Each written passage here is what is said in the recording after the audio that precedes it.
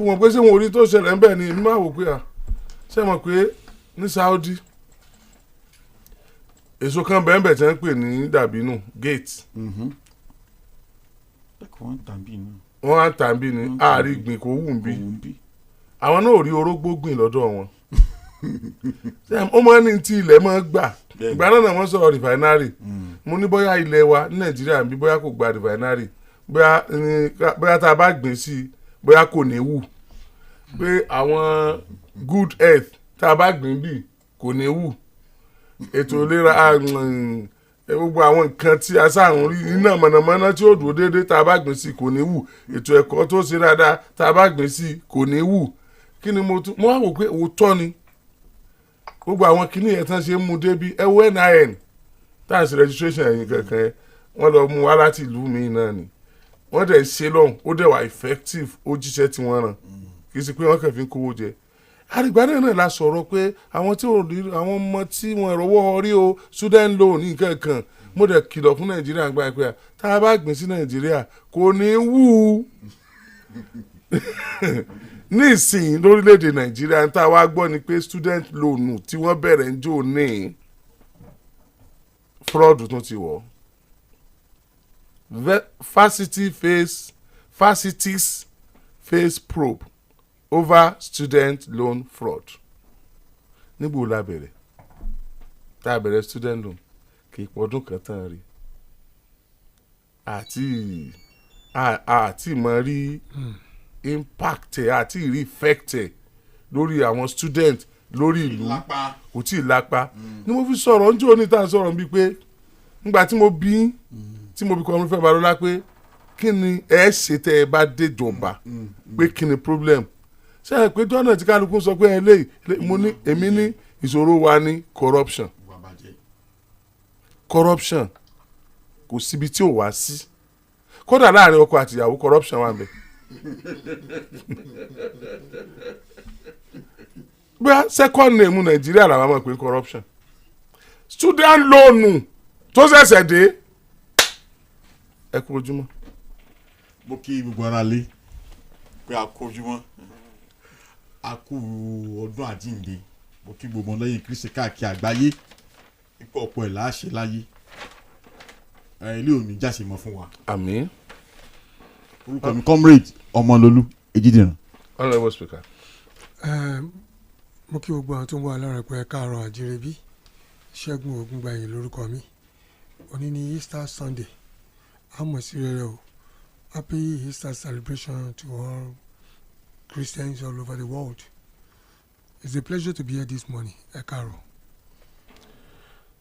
The Independent Corrupt Practice and Other Related Offences Commission, ICPC, has started investigating some universities and banks for alleged engaging in fraudulent activities that prevented students from receiving payment allocated to them under the federal government student loan scheme. lọ́pọ̀ ọgbà intention gidi dáa ṣùgbọ́n ọ̀nà tó gbé intention àbí wọ́n sì sọ intention Yorùbá intention ó dáa ń tòótọ́ tí máa lérògbà tó dáa èròǹgbà náà ni ó dáa ṣùgbọ́n ọ̀nà tó gbé gbà tí ó fi yọrí sí rere ó kù sọ́wọ́ ẹni tó ní. àbíkú sológun dèké Nàìjíríà gbogbo àwọn pọ́lísì tó ń ṣiṣẹ́ lórílẹ̀‐èdè mi ò ṣiṣẹ́ ń bí. kò lè ṣiṣẹ́ torí pé èèyàn wà ní díẹ̀ tó fi ṣiṣẹ́. kí la ṣe ta la ṣe. èèyàn wà ní díẹ̀ tí ò fi ṣiṣẹ́. ta la ṣe ta ní bínú káníkàní ní mọ́ọ̀lù wọn gbàgbà yẹn.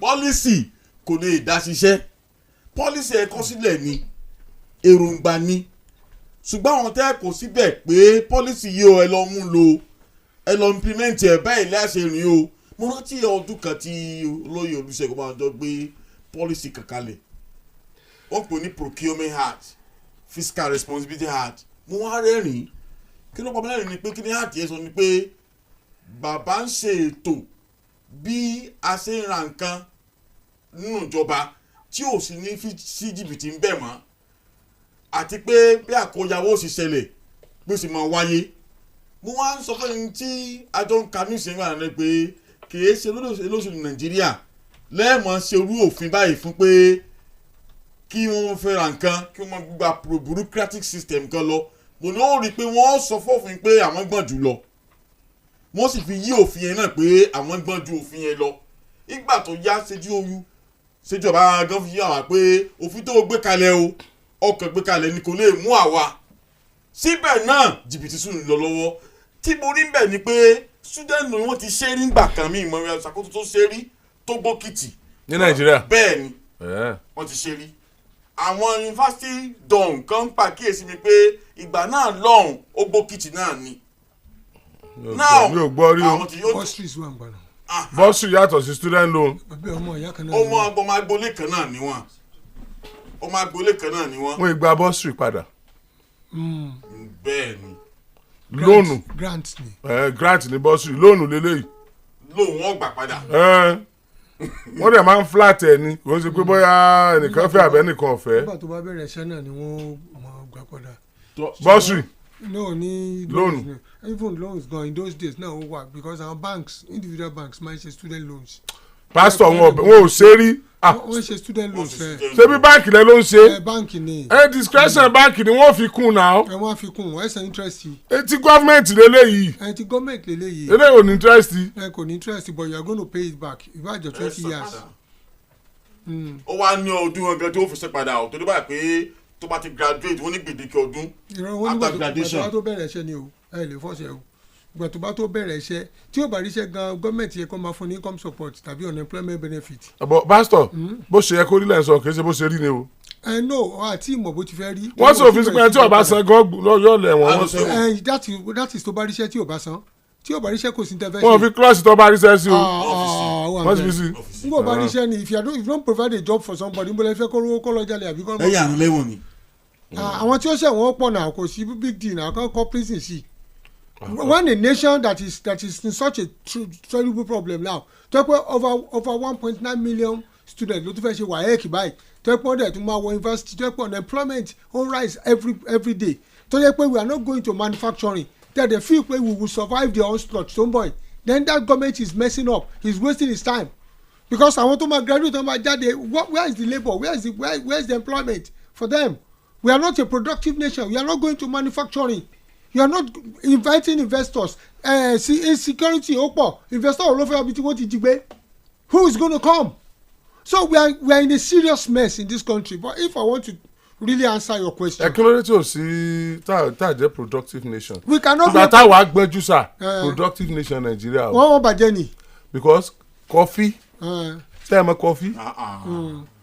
coffee rọ́bà. coffee rọ́bà kòkó obì ìyèrè gbogbo àwọn kinní yẹn lẹ́wọ̀n kún. ẹ sọ pé wọ́n ti find ara wa débi even in north ẹ̀rì pyramid coconut ẹ̀pà gbogbo ẹ̀ máa ń wà níbẹ̀ the way we find ourselves is because the advent of epo crude ṣẹ́ngbọ́ tí gbogbo àrí láì lórí the so-called presidential system tí gbogbo àrí lórí allocation from the center tó yẹ pé regionalism máa parun the moment tó yẹ pé parliamentary system I take away we went to presidential system and then we rely so much on the allocation coming from the center in all regions wọ́n ti lose integrity when it comes to ensuring they were able to sustain each other number one number two agric took a dive. Honourable Speaker agric took a dive. ẹ lọ ọbẹ̀ yẹn ǹjẹ́ ẹ mọ̀ pé bí China ṣe they are very good in mechanized farming bọ́n ṣe good tó tán sí gbogbo ẹ̀ ṣe é pé ilẹ̀ China tẹ́ ẹ bá gbin iṣu sí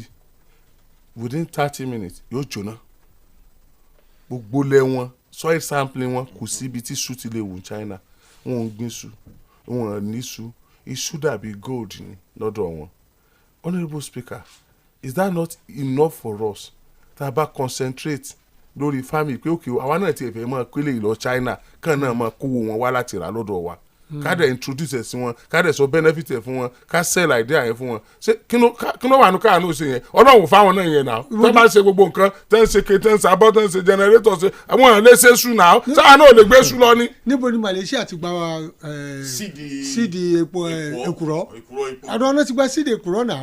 ọ̀dọ̀ wa wọ́n ti gbà. bẹ́ẹ̀ ni today they are exporter of palm oil and all the rest like that palm oil palm kernel àti gbogbo nǹkan tó ń bẹ industrial epo pupa tó wà tó ṣe jáde it was one of the mainstay of their economy níbẹ̀ yẹn. Indonesia ní Malaysia táwọn èèyàn wá ti ń lọ yọ ẹ̀dọ́ wọn ta. bẹ́ẹ̀ni ṣẹ́rí I don't want to really forget your question sir. Ipe. Eléyìí ọmọ mọ̀ pé ń yẹ dọ̀tà ẹni jẹ́ ọ̀nà gba visa kan lọ́tẹ̀ dọ̀ I don't want to forget your question. Ipe kí ló ti gbogbo okay working be. Sir, you cannot build something on nothing. You cannot build something on nothing. Sherry, it's true they have good policies on paper. Ṣé ń gbọ́ ṣe tẹ́ wá fẹ́ dáko sà kápẹ́ ilẹ̀ ẹ̀bẹ̀ lẹ fẹ́ wò ẹ kọ́kọ́ tí ilẹ̀ yẹn náà ẹ yọ gbogbo àwọn nǹkan tí ò ní jẹ́ kí nǹkan yẹn ó hù ẹ hù jáde ńbẹ̀ ẹ wá ṣe kínní kan ẹ wo ilẹ̀ yẹn ṣó fertile enough àbí ó fertile àwọn pest wo ló wà ní ilẹ̀ yẹn kápẹ́ pest wà ńbẹ̀ bí kankankan ẹ máa fumigate kẹ́ tó bẹ̀rẹ̀ sí gbìn kankan sí orí ilẹ̀ yẹn ẹ wá wo bẹ́ẹ̀ ti lè kọ́ńkọ́ àgbà àwọn pest yẹn àwọn kòkòrò gbogbo nǹkan tó wà ńbẹ̀ tẹ́fẹ́ ọyọ gba àwọn kòkòrò yẹn kúrò níbẹ̀ tán ṣé ń gbọ́ ẹ for fertilizers àti everything sí for a certain time tílẹ̀ yẹn fi máa ní manure ẹ wà gbìn nǹkan sí at that point in time you are guaranteed pé ilẹ̀ yẹn o tẹ́ gbìn síbẹ̀ yóò mú jáde ẹ wà tún ní filẹ̀ yẹn lẹ̀ bẹ́ẹ̀ ẹ tún á máa mójútó lóòrèkóòrè títí nǹkan bẹ́ẹ̀ fi hù jáde kí weed kó má bàa pa seed ṣe understand ṣe we have good policies but we don't till the land. The same set of you can't do something the same way and expect a different result. The same set of people náà ti kówó jẹ lánàá kán kówó jẹ ń jẹta tí wọ́n wúlò ń jẹrin tí wọ́n wúlò ń jarun the same set of people are still within the corridors of power. Àwọn náà wà lọ́dẹ̀dẹ̀ agbára. Àwọn náà ń ṣàkóso gbogbo nǹkan tó sì ń lọ lọ́wọ́lọ́wọ́. Àwọn náà wà ní NNPC. Àwọn náà ń pọn awó. Àwọn náà ń náwó. Àwọn náà ń. Àwọn tí wọ́n bá wà débi gẹ́gẹ́ wọ́n tún wà ń bẹ̀. So what are we now talking about? Ẹgbẹ́ student loan jáde ẹ ti mọ̀ pé this so student loan tẹ ṣe àwọn tí ó jẹun bẹ̀ ti wà bẹ̀ àwọn tí ó wà fraudulent ti wà bẹ̀ àwọn tí ó wò pé ọbẹ̀ tún ti dé for every policy Nigeria bá make ọbẹ̀ ti dé ní fáwọn kan. Bẹ́ẹ̀ni. Ọbẹ̀ dé. Àdìgbà COVID-19 pa àwọn èèyàn ọbẹ̀ dé ní fáwọn kan. Bẹ́ẹ̀ni. Gbogbo COVID-19 àbáwọn kan kò lọlé. Gbogbo tó yẹ kán dispute ebílẹ̀ àwọn kan ló ń lọ people are not giving them what they are supposed to do gbogbo àwọn kí lórúkọ palliative àbí ìkẹtẹ ní kọ́kọ́ wọ èèyàn people àwọn èèyàn lọ store ẹ̀ pamọ́. Owó fáwọn pẹ́ńsẹ́nà ọbẹ̀dé ní fáwọn kan. Ọbẹ̀dé ní fáwọn kan. Because àwọn ẹni tó retire gan ọbẹ̀dé ní fáwọn kan the more they retire the more ní 15% 10% jáde yábẹ́ẹ̀dì. So we are looking at a country that has been so much infested with corruption. I'm telling you the truth. Ẹ wo na mo rẹja níjẹta mo rẹja níjẹta. Ẹja ìyá ẹlẹ́ja dẹ̀ gẹ ẹja báyìí ṣé mọ̀ àṣẹ páálí tó wà sálẹ̀ yẹn ó ti ń ju àwọn ẹja bẹ́ẹ̀ mo á ní kó bá ń to ẹja mi padà kó tò ní gúngùn kí n wo. ẹ lójú inú. Imagine bó ti ń gé yẹn ó ti jù sínú. ẹja complete mọ. ẹja complete mi àárín ti sọnù bẹ́ẹ̀ ìyàgbẹ́ ìrù ẹ̀ torí yóò lè sọnù torí ń béèrè ẹ̀. Now look at that we have so much to be infested every angle mo gba nǹkan mi mo ní o tó pọ̀ ni mo sì gba kínní mi èmi mo yẹ sáìsì ẹ̀tẹ́gà ẹ̀ jẹ́ náà kí ló ń sọ yìí náà. káwa lè gbẹjà àsìgbò wa padà. àsìgbò wa padà kí ló ń ṣe náà ó mọ̀ ẹ̀kọ́ mo get náà ó wà ní ó ṣe ṣì ní mo rẹ̀ ní kó mọ́ ó ṣe ṣì mo jáde padà bẹ́ẹ̀ ra ọ̀pá aṣọ wọ́n dín ọ̀pá aṣọ yìí. àti tẹ́ ẹ máa kọ́ ń bí aṣọ títà náà ni pé bí wọ́n ṣe lè wọ́n tí ò ní kí ìgbà tẹ́ ẹ máa rò pé. bẹ́ẹ̀ fẹ́ rárá bí wọ́n ti fọ́ méjì gbé òkè bí ẹ gbó wúwo rè irọ́ wọn fọ́n ni. àwọn ẹlẹ́ran tiẹ̀ ti bá wọn. kò sí bẹ́ẹ̀ ra petrol lítà yìí ò ní pé. wọ́n tún ta afẹ́fẹ́. wọ́n ta afẹ́fẹ́ all over bẹ́ẹ̀ ra Congo rice wọ́n ti fi iná jó wọ́n ti fi inú omi gbóná Congo ti súnkì. ẹnu ò ní pé alápàtà. So what are we talking about? Bẹ́ẹ̀rẹ̀ ewédú wọ́n ti fi gbó sàárín ẹ̀ báwọn ti kọ́ báyìí ewé mi lẹ́tù nígbà ẹ̀ bá ń yọ ewédú yìí. So every aspect of our life we are a very corrupt enterprise. Enterprise very corrupt enterprise. I'm telling you the truth. Start a business you see people that will tell you pọ́n fẹ́ run business ẹ̀yìn ni. They want to destroy your business they don't want the business to survive because of shortcuts àti smart practices. To mama wáyé to the detriment of that business leyland mẹ ọgbọ́n tiẹ̀ ti sọ ọ̀nà mọ́nà tẹ̀lé nu ni kò yé mi leyland owó isoglass owó extra battery owó kí ló wọ́ ṣé wọ́n wó fúnra wọn ni it is those people that are there náà báyé wọn jẹ́ those people employed náà báyé wọn jẹ́. kí ni láàdín ṣe. owó náà ni. iṣẹ́ kí ló ṣe ó ṣe mọ́tò. mọ́tò ló ń ṣe. kí ni exide ń ṣe. exide ṣe battery. isoglass nǹkan. gíláàsì níbi gíláàsì mọ́tò bí gíláàsì nǹkan kan oríṣiríṣi nǹkan kan ni. So what are we talking? Ó ṣe gíláàsì ilé ó ṣe gbogbo ẹ̀ bẹ́ẹ̀ yẹn tó fi ń decorate lẹ́gbẹ̀ẹ́. They are no more. àwọn kan tún wà bẹ́ẹ̀ kékeré lọ́nà ẹ̀mọ́dà kan lọ́nà sẹ́rí. Now what are we now talking about in a country where every system is structured towards looting and fraudulent practices? Every system is structured towards looting and fraudulent practices. nígbà yẹn fún àwọn ọmọ lóúnjẹ sukùn jò ni.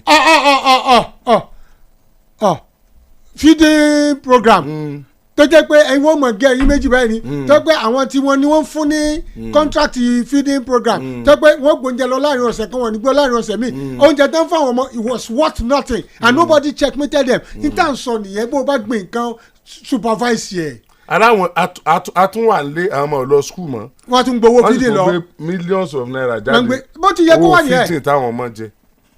aṣọ àwọn tẹ́wọ̀n ẹ̀rẹ́ sì tẹ̀wọ̀n oúnjẹ tó ń fún wọn ní káàmpù gbogbo ẹ̀ fraudulent practices. tó dà tẹ mọ́ gbẹ́ wọn. wẹ́rẹ̀ wí ọgbẹ́ wọn oúnjẹ tó yẹ máa jẹ́ bí 750 lẹ́fọ̀ táwọn èèyàn gbọ́dọ̀ complain. òsì rọ́ńbẹ́ wọ́n ní complain fẹ́ wá. do pọ́nbélé. I mean you are looking at kílẹ̀ fi ń ṣeré ẹ̀wà tó ti sàn tó ayé. amọ̀dájọ ẹran lẹ́wọ̀n.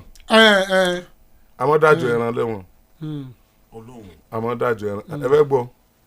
ayé rẹ̀ ọ̀yọ́ láàárọ̀ yìí. bẹ́ẹ̀ ṣe ń dájọ́ owó nínú ayé wọn ń dájọ́ ẹran lẹ́wọ̀n. àwọn ọmọ yàrá mọ̀ gbọ́ báyìí. ọmọ yàrá ta lọ́kàjọ lónìí. oní òjì ẹran bíi mẹ́ta.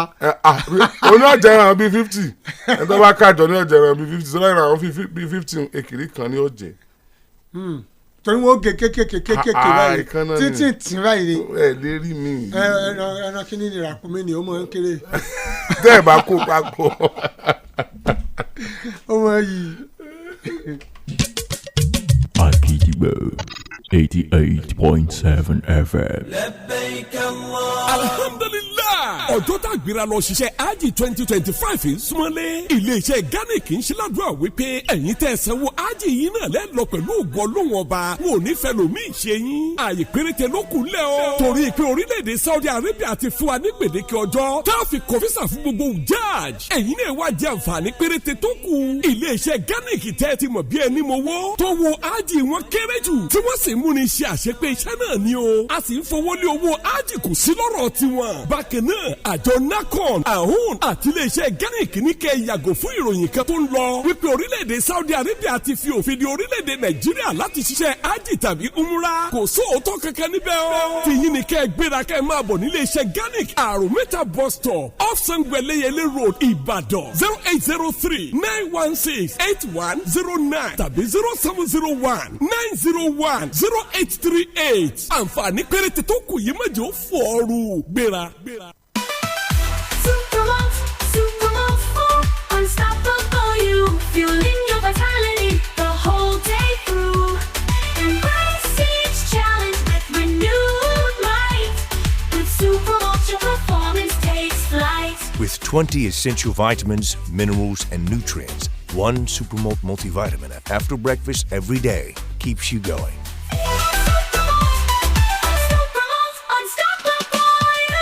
Akidibo 88.7 FM.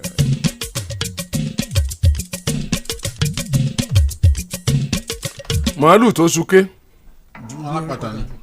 corruption again. Another chapter of corruption. Nigeria is structured towards corruption. Fraudulent practices. It's a corrupt enterprise. Corrupt enterprise. ẹ tún já lọ sí another corrupt enterprise. sẹ́wọ̀n pé kìnìkan enterprises tó jẹ́ pé enterprise lẹ́sẹ̀ ó ti di enterprises. okòwò ní enterprise. It's a corrupt enterprise. okòwò ni ó ń pè ní enterprise. okòwò àjẹbánu náà ni. okòwò àjẹbánu àti okòwò jẹkújẹ o. it has become an enterprise because ó ti di ìṣe àti iṣẹ́ wa ó ti wà nínú DNA wa. àwọn kan jókòó ti gẹ́gẹ́ bí. wọ́n jókòó gẹ́gẹ́ bí iṣẹ́ àgbà gẹ́gẹ́ bí ojúṣe. ẹ wo ẹ mọ̀ gbọ́ ẹ mọ̀ pé ojúṣe wa ni corruption báyìí ní Nàìjíríà. Local government autonomy. à ń discuss ẹ̀ à ń fà ìjọba àpapọ̀ tí wọ́n sọ̀rọ̀ pé state get 1 trillion local government funds amid delayed autonomy ta ló delay autonomy ta ló ń sáré sọ̀tún sáré sósì kí autonomy mọ́ ṣiṣẹ́ wọ́n ti kó owó local government báyìí o wọ́n tún ti kó fún state government. wọ́n kó papọ̀ ní o wọ́n kó papọ̀ fún ẹ ní o January February ẹ má jẹ́ sọ ní èbó gan Sẹ́rẹ́ Èrèlé Ẹrẹ́nà wọ́n kó papọ̀ pé ẹ gbowó jẹ ìyẹn máa ṣe fàájì lọ àti sọ̀rọ̀ ọ̀rọ̀ ti wọ̀. sẹ́mọ̀ nígbà tí Supreme Court give ruling in respect to. ebi ọlọ́mọ jẹbi ọ pa àwọn alága local government pa gbogbo àwọn tẹ́gbọ̀n wọn wà ń bẹ. ebi ò lè kọ́ wọn torí because the little náà fáwọn náà àwọn náà ń fakura tata ẹ̀ ni. wọ́n dájọ́ ẹ̀yin tẹ́gbọ̀n yín wà local government wọ́n lẹ́gbọ̀n yín dájọ́ o wọ́n kó láyọ̀. nígbà tí Supreme Court give ruling níjọ́sí in respect of pé kí owó àwọn local government kọ́ mọ́ lọ ọdún wọn tààrà mo ní pé ọ̀rọ̀ lọ jáde. àṣẹ ò tí tẹ̀lé àṣẹ ò tí tẹ̀lé. ó sì dá káṣí ọ̀tẹ̀ lọ́rọ̀. nígbà tí wọ́n làwọn á débẹ̀ làwọn gómìnà wa dìde wọ́n wá ń sọ fún ààrẹ wípé kò ní ṣeé ṣe. àwọn gómìnà bínú tán tí wọ́n sọ ni àbí wọ́n kọ́nu pépà. pépà gbẹ̀ngbà yẹn. wọ́n dẹ̀ sóòjú àwọn gómìnà tó sọ. wọ́n fara jẹ́ gan. wọ́n sóòjú wọn. pé kí àṣẹ yẹ. ó máa ṣiṣẹ́. ó máa ṣiṣẹ́. sọ gómìnà tó sọ wọ́n ṣe wọ́n dákọ̀ wọ́n gbà ara wọn gbà wọ́n sọ tán. gbogbo wọn kọ́ ara kò sí kẹ́tọ́ wọn yọ lé tó dúró ti. wọ́n fọ́ gbáyà báyìí. pé local government tó ní pé yóò ṣiṣẹ́. delta nìkan wọ́n sọ pé ó ń sanwó local government. ó nìkan láàrin 36. torí pé ọjọ́ delta ni ọbẹ̀ ta.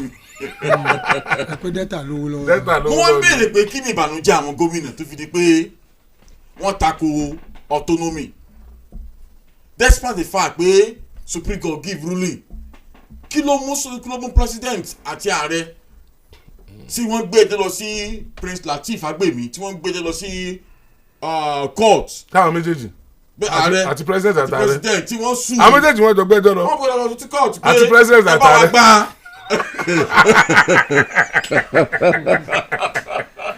ọ̀rọ̀ tọ́lọ́mì mọ̀ káwọn la o nígbà president gbẹ́jọ́ lọ kí ló tà rẹ̀ ò dúró àwọn méjèèjì wá gbẹ́jọ́ lọ. president àtàrẹ ló ti wọ́n ti ní Fagbemi àṣìyí ò tà sí sọ. àti president àtàrẹ.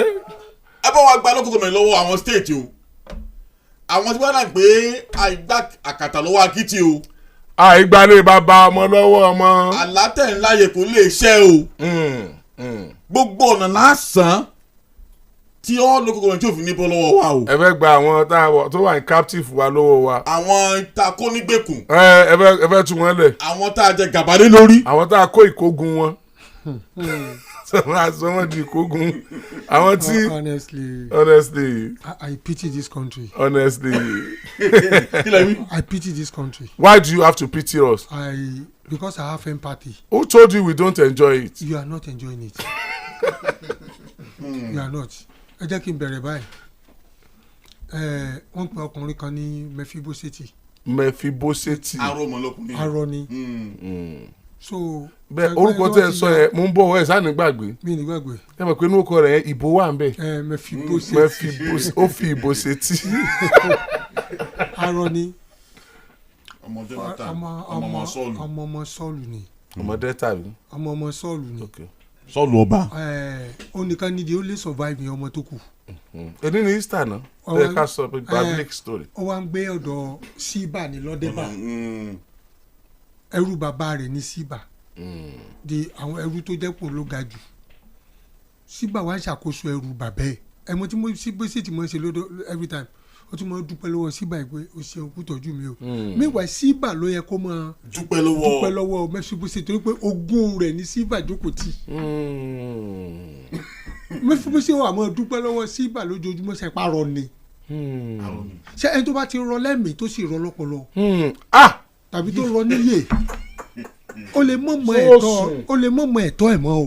àwọn ẹni tó rọ lẹ́sẹ̀ gan. ó lè mọ̀mọ́ ẹ̀tọ́ ẹ̀ o. ọ̀rọ̀ rẹ̀ gbọ́. kò sí ní tọrọ lẹ́sẹ̀ ò lè ṣe láyé. bẹ́ẹ̀ni ẹni tó rọ disable wọ́n ṣiṣẹ́ rẹ̀ láyé. wọ́n ṣiṣẹ́ rẹ̀ wọ́n sì ń gbé nǹkan rẹ̀ sí wọ́n dẹ̀ sórí rẹ̀. bẹ́ẹ̀ni àkọ́dà oníṣòkò tó ń pé wọn a mọ̀ pẹ́lẹ́wọ̀ ẹ̀ tó yẹ rí yẹ ẹ̀yàn kúkúrú wọn a mọ̀ pẹ́ni tó gùn rẹ̀ ń sẹ́ but pastor ibi tẹ́ ẹ lọ yẹn dípù jù ẹ tọrọ lọ́pọlọ spiritual name náà ni ẹ tọrọ lọ́pọlọ tọrọ lẹ́mìí ni a máa bú pé àpọlọ ẹ lọ bẹ́ẹ̀ni kí máa fẹ́ sọ̀rọ̀. bẹ́ẹ̀ni wọ́n á sọ bẹ́ẹ̀ now mo rò pé I understand the analogy and the kind of explanation I'm trying to make. èmi máa báwọn èèyàn tù ní ọ̀rọ̀ yìí pẹ́ yé mi. okay pẹ́ yé mi.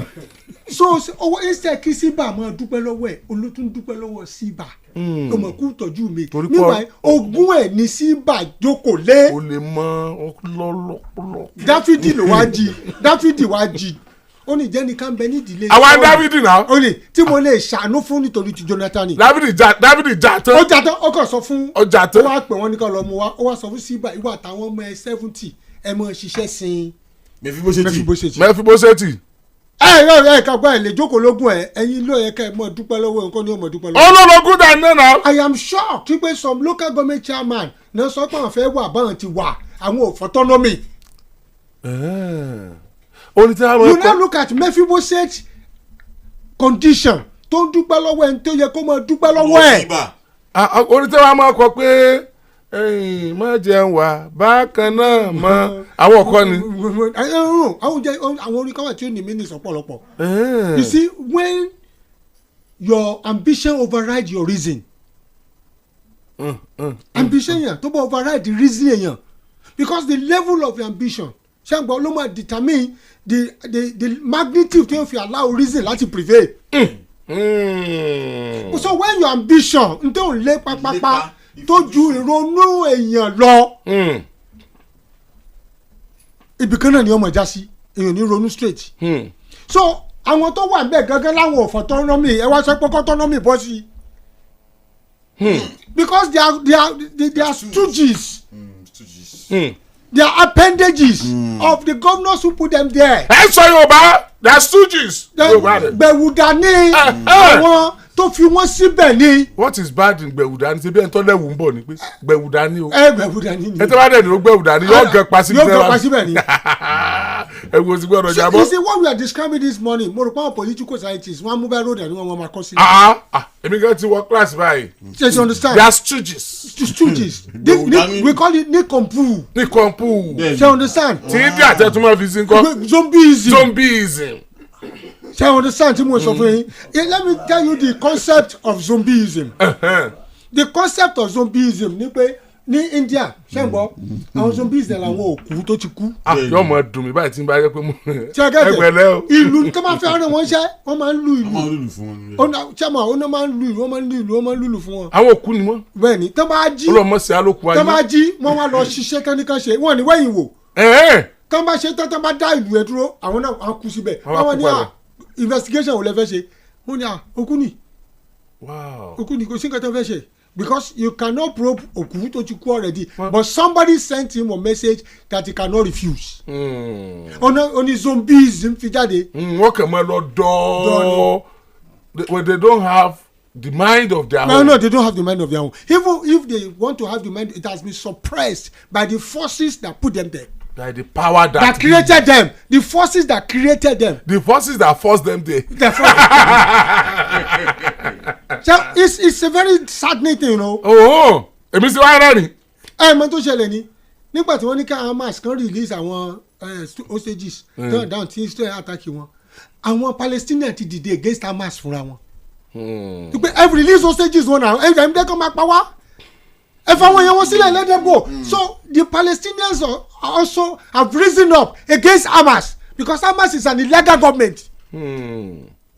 So it takes the people to say we don't want this again. When the people becomes gullible, there's nothing anybody can do.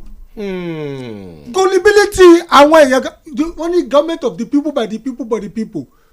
But it is not. It's the few people that rules over the many people and the people that voted. So only péréte of the few people that are ruling the people. Àwọn èèyàn kékeré ní fìyà jẹ àwọn àtàpọ̀. Only. So kí lẹ́yìn tẹ́ pọ̀ yẹn ṣe why can't you speak out? talk about your situation, talk about your predicament. Let the few people know, the majority of people that voted you in, this is what we want. sáwọn alága lẹni wọ́n sọ̀rọ̀. àwọn alága bò àwọn èèyàn local government ní àwọn èèyàn tẹ̀ ń rú ni na they have to talk. wọ́n ń gbádùn. wọ́n gbádùn àwọn few tó ń gbádùn tó ń fún lóúnjẹ bẹ̀ ló ń gbádùn. nígbà tí wọ́n ní bàbá kan ní ẹ lọ fún lówó bàbá kan ní ẹ lọ fún lówó ẹ̀yà káwọn èèyàn jọ. ṣebí ẹni náà mọ bàbá sọ pé ni. àwọn wà ní grassroots ó wà ní grassroots ó wà lẹ́fíwá even though you may say no more bàbá sọ pé but your attitude and character that depict bàbá sọ pé. kì í sọ̀rọ̀ ẹnu. kò í sọ̀rọ̀ ẹnu it's an act and when you say something is an act you are talking about something that is practicable that is pragmatic. ẹyẹ lè sọ pé ní ọmọ bàbá sọ pé o nígbà tó bá mọ̀ pé bàbá sọ pé kọ́ lòun lò tó wà pé màmá sọ pé ló wà ní ọmọ bàbá sọ pé wọ́n ti ń lo màmá sọ pé.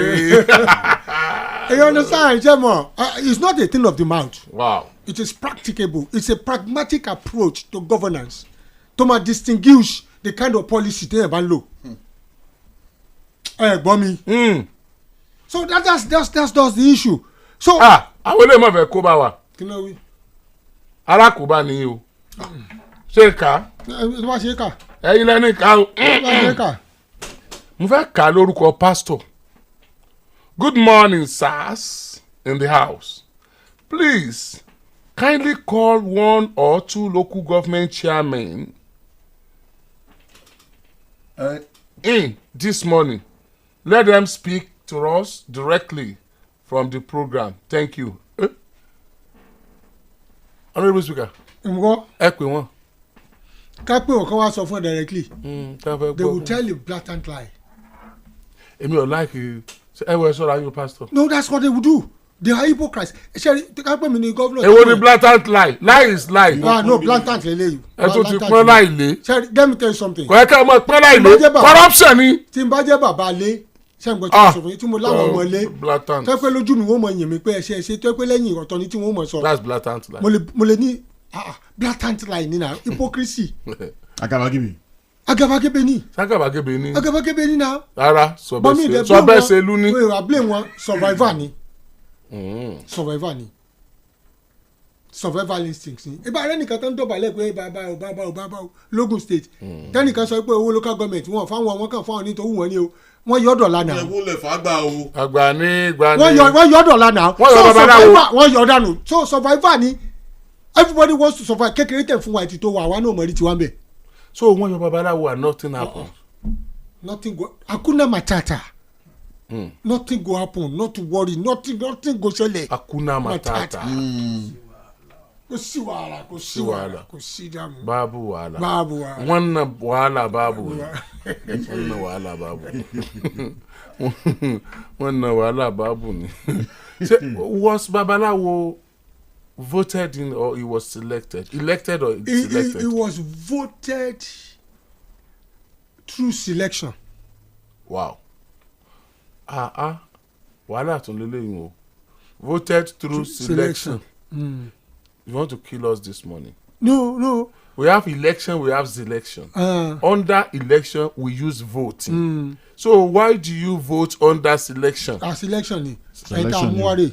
Oya, ó dìbò wọn dìbò ẹjọ́ wọlé. Because Igbo local government is not Igbo. It's the ruling class that takes it all. Ṣé kò sí ìdí nìyẹn táwọn alága òfin lè sọ̀rọ̀? Ìdíjọ́ òfin lè sọ̀rọ̀ ní pé wọ́n fi wọ́n bẹ̀ ni. fi wọ́n síbẹ̀ ni. They want to remain loyal. Bá a dìbò fún wọn náà. They know they can remove them at any time through legislation. Tọ́lá àwọn tó wà àwọn legislators gan àwọn gan chairman. Kí ni?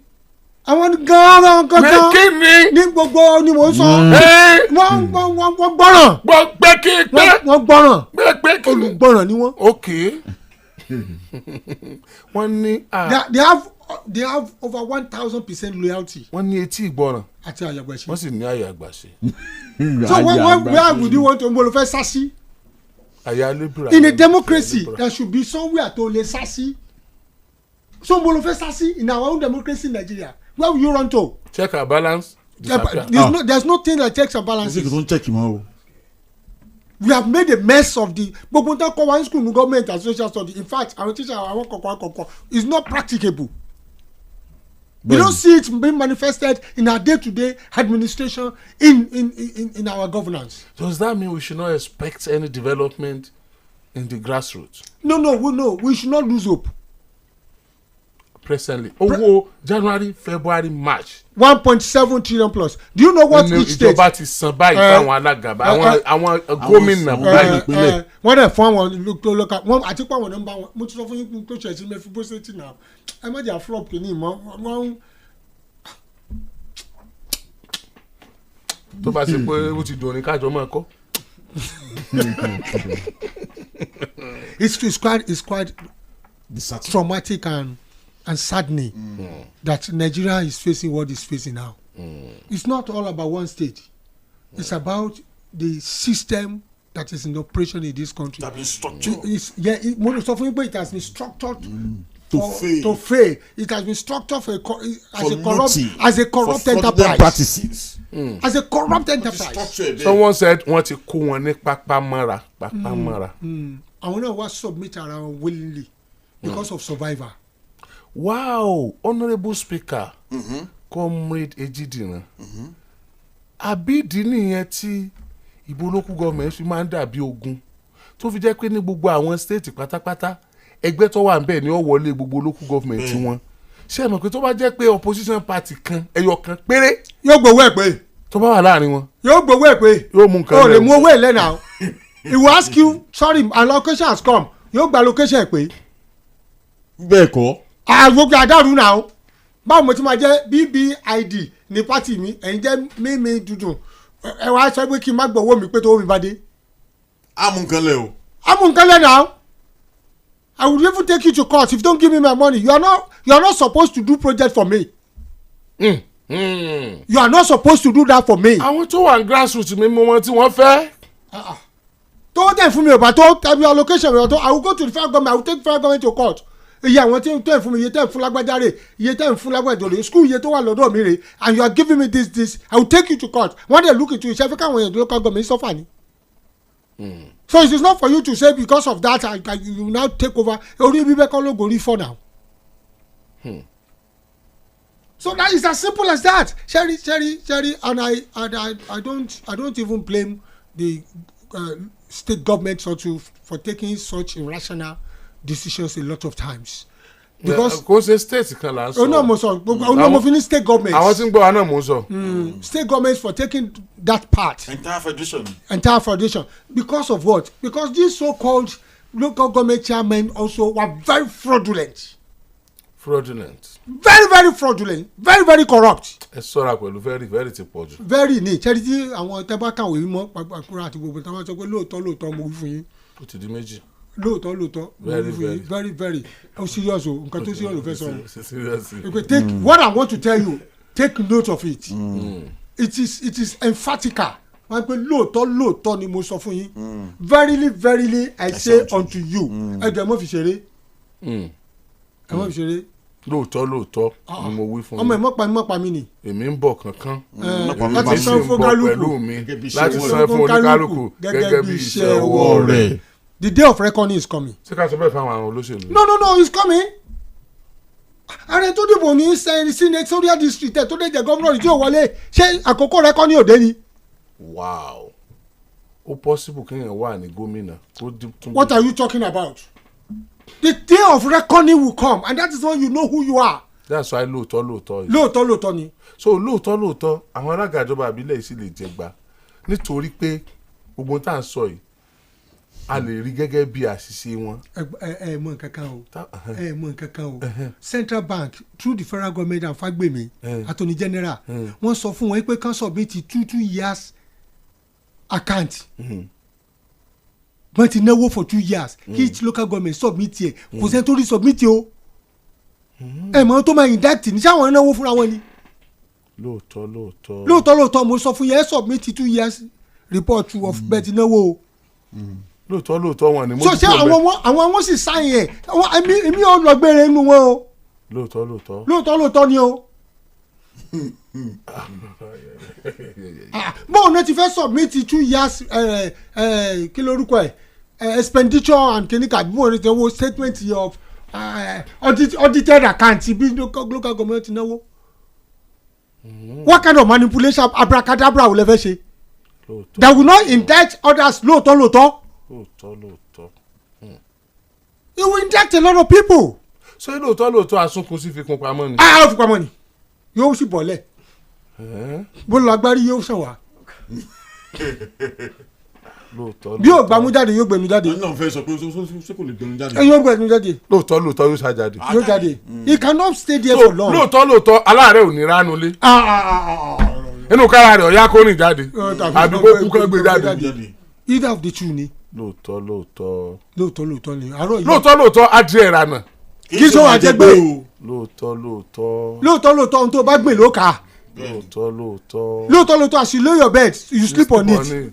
lóòótọ́ ń dábàá dàmí síwájú. ilẹ̀ ló ń bọ̀. ilẹ̀ yóò tẹ̀lé tútù ni. lóòótọ́. lára tó lókè ilẹ̀ ló ń bọ̀ lóòótọ́ ni. látúrúkús ilẹ̀ ló ń bọ̀ lóòótọ́ ni àkọlé. There's a law of karma. tógun bá jẹ lọ. ọgbà àjẹbọ lóòótọ́ àwọn òwe yẹn pọ̀ lónìí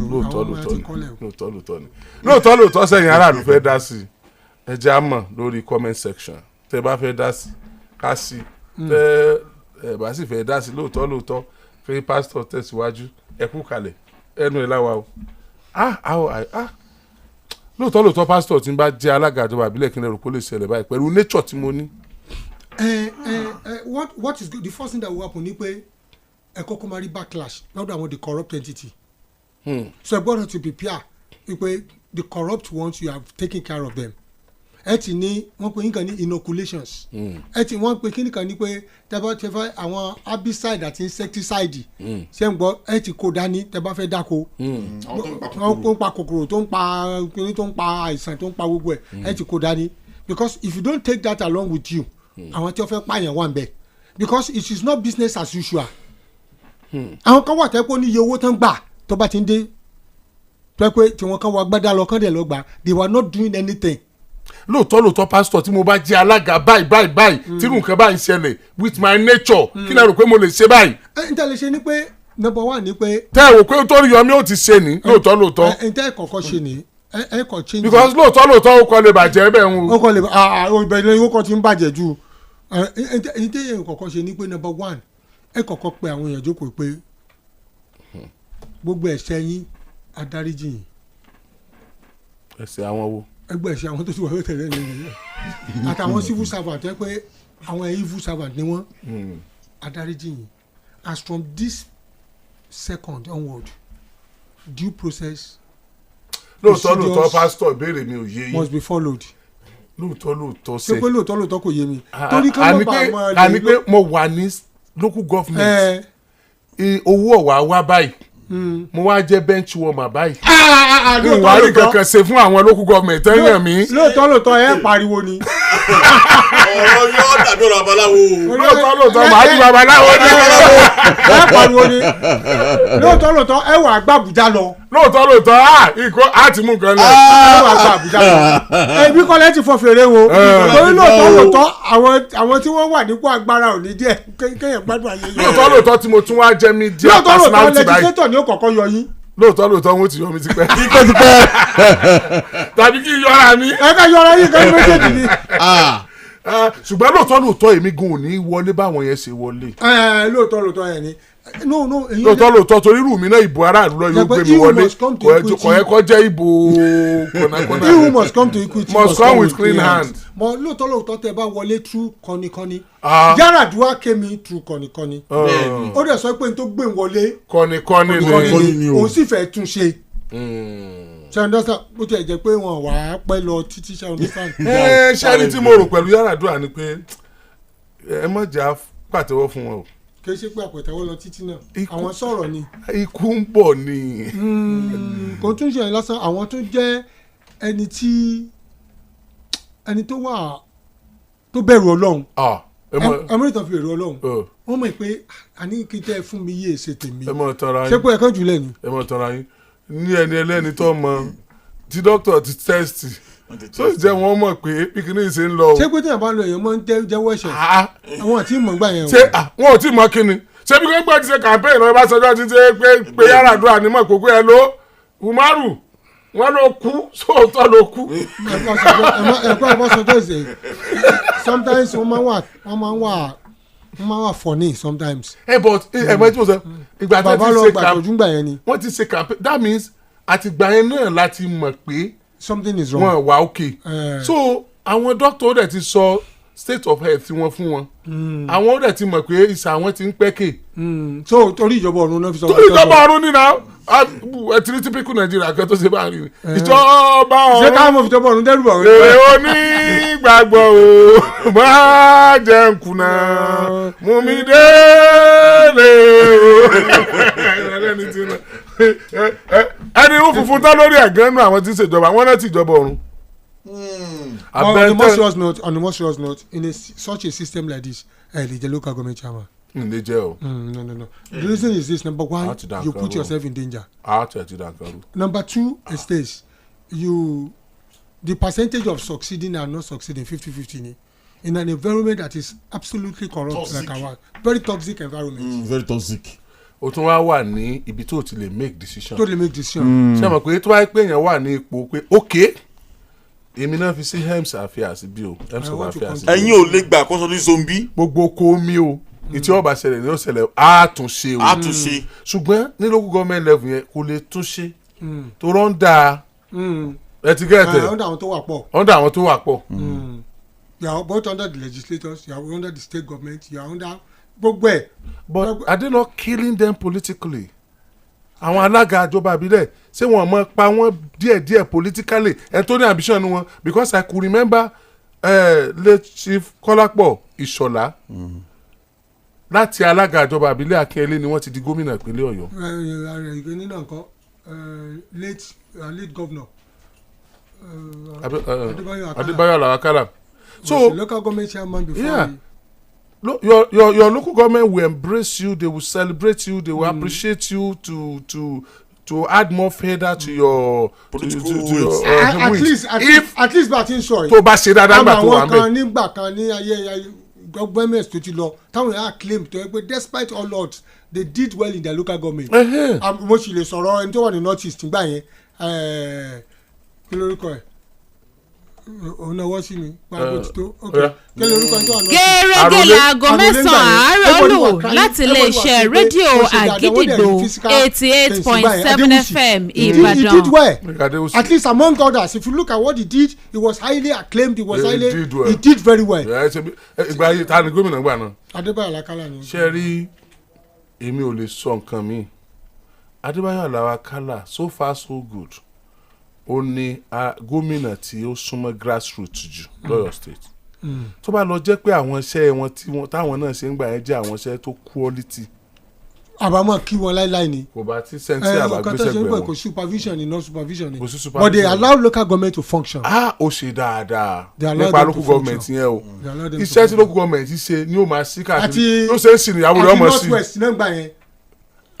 no Wàsíù Ọlátúbọ̀sún àti àwọn méjèèjì yẹn gbà yẹn Wàsíù Ọlátúbọ̀sún àti Adéwùsì Àròlé no wọ́n ṣe dáadáa wọ́n ṣe dáadáa but ẹ bá wà rántí lónìí. ó sọ ayé akálà ní ti Wàsíù Ọlátúbọ̀sún. mo bá yẹ akálà kọ mo sọ pé Ajímọ̀bí ni mo sọ yẹn náà ni pé òun náà ṣe dáadáa gbà yẹn. òun náà ṣe dáadáa ńgbà tó wà ń bẹ̀. I mean we saw the whole thing tó jáde ńgbà yẹn. honourable speaker ní tó jẹ́ kẹ́ ẹ rí yẹn ni pé ó wà nínú àwọn alága ní ìsìn náà irú Wàsíù Ọlátúbọ̀sún wà ń bẹ̀ irú Adéwùsì náà wà ń bẹ̀ ṣùgbọ́n tí ò sí agbára nígbà tí a ti gé wọn ní ìyá apá báwo náà ṣe fẹ́ fò ètí mo sọ nìyẹn tó bá wá rí bẹ́ẹ̀ nù wọn inú rẹ̀ ó máa bàjẹ́. kò dẹ̀ lè filẹ̀ torí survivor. láti àṣì báyìí. Àgídìgbò 88.7 FM. Ọ̀yọ́ State Widow Forum. àwọn opó nípínlẹ̀ Ọ̀yọ́ tún fẹ́ fẹ̀mí ìmorí wọn hàn sí gbogbo ẹni bí ẹni àtàwọn èèyàn bí èèyàn tí wọ́n gbé wọn níbùwọ́ ìrànlọ́wọ́ lóòrèkóòrè tí wọ́n sì tún fẹ́ béèrè fún ìkúnlọ́wọ́ lórí àwọn iṣẹ́ wọn. léyìí tó mú wọn pàpéjọpọ̀ ayẹyẹ tá a pè ní Ọ̀yọ́ State Widows Day 2025 empowering Ọ̀yọ́ State Widows. ìyẹn lọ́jọ́ kẹrìndínlọ́gbọ̀n tí í ṣe ọjọ́ sátidé April 26. dédé aago mẹ́wàá àárọ̀ lètò ó bẹ̀rẹ̀ ní Faculty of Art Large Lecture Theatre University ilẹ̀ Ìbàdàn níbi tí wọ́n ti máa gbàlejò àwọn ẹni àyẹ́sí ń kalẹ̀ Its Excellency Engineer Olúṣèyí ọmọ Mákindé gómìnà pínlẹ̀ Ọ̀yọ́ Deputy Governor Alhaji Báyọ̀ Lawal Engineer Dọ̀tun Sanusi Her Excellency Tambo Nominin Olúfúnkẹ́ Mákindé Alhaji Ajíbọ́lá Báyọ̀ Lawal Bàbá ń kalẹ̀ ọjọ́ náà Khalifa Kosim Ajísàfẹ́ Akilapa Màmá kọ́lá ààrẹ Mr and Mrs John Agboola Dr Olúbùkọ́lá Abítóyè Chief Mrs Alhaja Mutiat Ládọjà Honourable Sekiru Sanda Honourable Tóyìn Balógun Ambassador Binta Adéjọkẹ́ Aminu Ọ̀yọ́ State Widows Coordinator ní ó máa gba gbogbo èèyàn lálejò. iFiber kan soya milk gbogbo èèyàn ló dára fún àgbàdo àti soya ló papọ̀ vitamins tó ń ṣara lóore ràkan lónìí kó tọ́ wò lẹ́sẹ̀kẹsẹ̀ wà á kan sára Spectra Industries Limited iFiber yìí tó ga o. iFiber kan soya milk àgbàdo àti soya beans pẹ̀lú àwọn vitamins lóríṣiríṣi ló kúnnú ẹ̀ fọ́fọ́fọ́ 1 cup of instant iFiber into 1 cup of water in a bowl. Mix and serve with Vaporite soup. Iléeṣẹ́ Spectra Industries Limited náà ló gbé e jáde. Wọ́n wà ní plot 1 Suko Road, Okuoba Agége Lẹ́kọ̀ọ́. Available in IITA cooperative shops and Just Right stores. Ẹ pè Túndé lórí 09039112797 09039112797. iFiber kan soya milk òun gangan ni kẹ́ẹ̀yàn láàyò ohun jíjẹ tó dára fún gbogbo ẹbí ni. Labbaik Allah. Alhamdulillah. Ọjọ́ tá a gbéra lọ ṣiṣẹ́ Hajj 2025 ń súnmọ́lé. Ilé-iṣẹ́ Ganic ń ṣe ládùúrà wípé ẹ̀yin tẹ́ ẹ sanwó Hajj yìí náà lẹ́ lọ pẹ̀lú ògo Ọlọ́run ọba. Wọn ò ní fẹ́ lòmíì ṣe yín. Ààyè péréte ló kù lẹ́ o. Torí pé orílẹ̀-èdè Saudi Arabia ti fún wa ní gbèdéke ọjọ́. Tá a fi kọfísà fún gbogbo Hajj. Ẹ̀yin náà wá jẹ àǹfààní péréte tó kù. Ilé-iṣẹ́ Ganic tẹ́ ẹ ti mọ̀ bí ẹni mowó. Tó wo Hajj wọn kéré jù. Tí wọ́n sì múni ṣe àṣepé iṣẹ́ náà ni o. A sì ń fowó lé owó ájì kò sí lọ́rọ̀ tiwọn. bákan náà àjọ nacon ahun àti iléeṣẹ́ Ganic ní kẹ́ yàgò fún ìròyìn kan tó ń lọ wípé orílẹ̀-èdè Saudi Arabia ti fi òfin di orílẹ̀-èdè Nàìjíríà láti ṣiṣẹ́ ájì tàbí umra. kò sóòótọ́ kankan níbẹ̀ o. tìyín ni kẹ́ gbéra kẹ́ máa bọ̀ níléeṣẹ́ Ganic àròmẹ́ta bus stop off Sango-Ẹlẹ́yẹlé road Ìbàdàn 08039168109 tàbí 0701901088. àǹfààní péréte tó kù yìí mẹ́jọ fọ́ọ̀rù gbéra. Akidigbo 88.7 FM.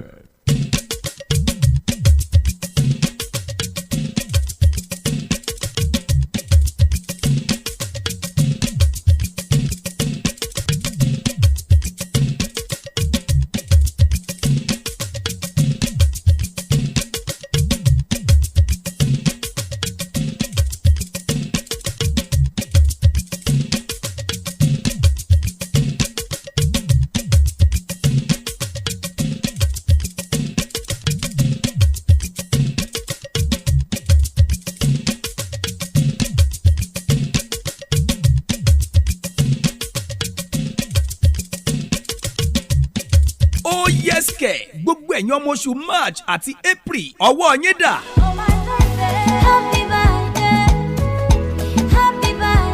ọ̀yá eré tètè ó di iléeṣẹ́ rédíò àgídìgbò ní Sunday tó gbẹ̀yìn oṣù kẹrin April 27th ní o dédé aago 12 ọ̀sán ayẹyẹ ọjọ́ bí àwọn ọmọ oṣù kẹta àti ìkẹrin yóò wáyé ní gbàgede iléeṣẹ́ rédíò àgídìgbò ó yá kí ló dúró dè mọ́mọ́ wọra rẹ̀ ràn àtẹ̀wé àtàgbà ẹ máa bọ̀ ní yàrá kìíní iléeṣẹ́ rédíò àgídìgbò láti wá já tíkẹ́ẹ̀tì tìyín pẹ̀lú ẹgbẹ̀rún 4 owó náírà 4,000 naira péré ni o dédé aago 12 ọ̀sán April 27th òun náà ni ètò gbogbo ó wáyé ní gbàgede iléeṣẹ́ rédíò àgídìgbò olùgbàlejò ọjọ́ náà ni Alhaji Dr Oriyomi Hamzat mọ́mọ́ dunra rẹ̀ ní fàájì fámíà yìí ó jẹ́ àjọ ṣàjọyọ̀ pẹ̀lú àwọn ọmọ oṣù March àtàwọn ọmọ April níléeṣẹ́ rédíò àgídìgbò fún àlàyé lẹ́kùnrẹ́rẹ́ ẹ pè Mr Lẹ́gbẹ̀gbẹ́ sórí ẹ̀rọ ìbánisọ̀rọ̀ yìí 08166526655 08166526655 ayẹyẹ àjọ̀dún ọjọ́ bíi tóṣù yìí ìkẹta àti ìkẹrin ni ó yá máa bọ̀ yá yí ọmọ rẹ àti ìwọ gan sí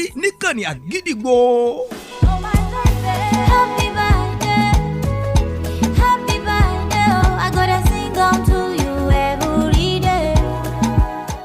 Akidigbo 88.7 FM.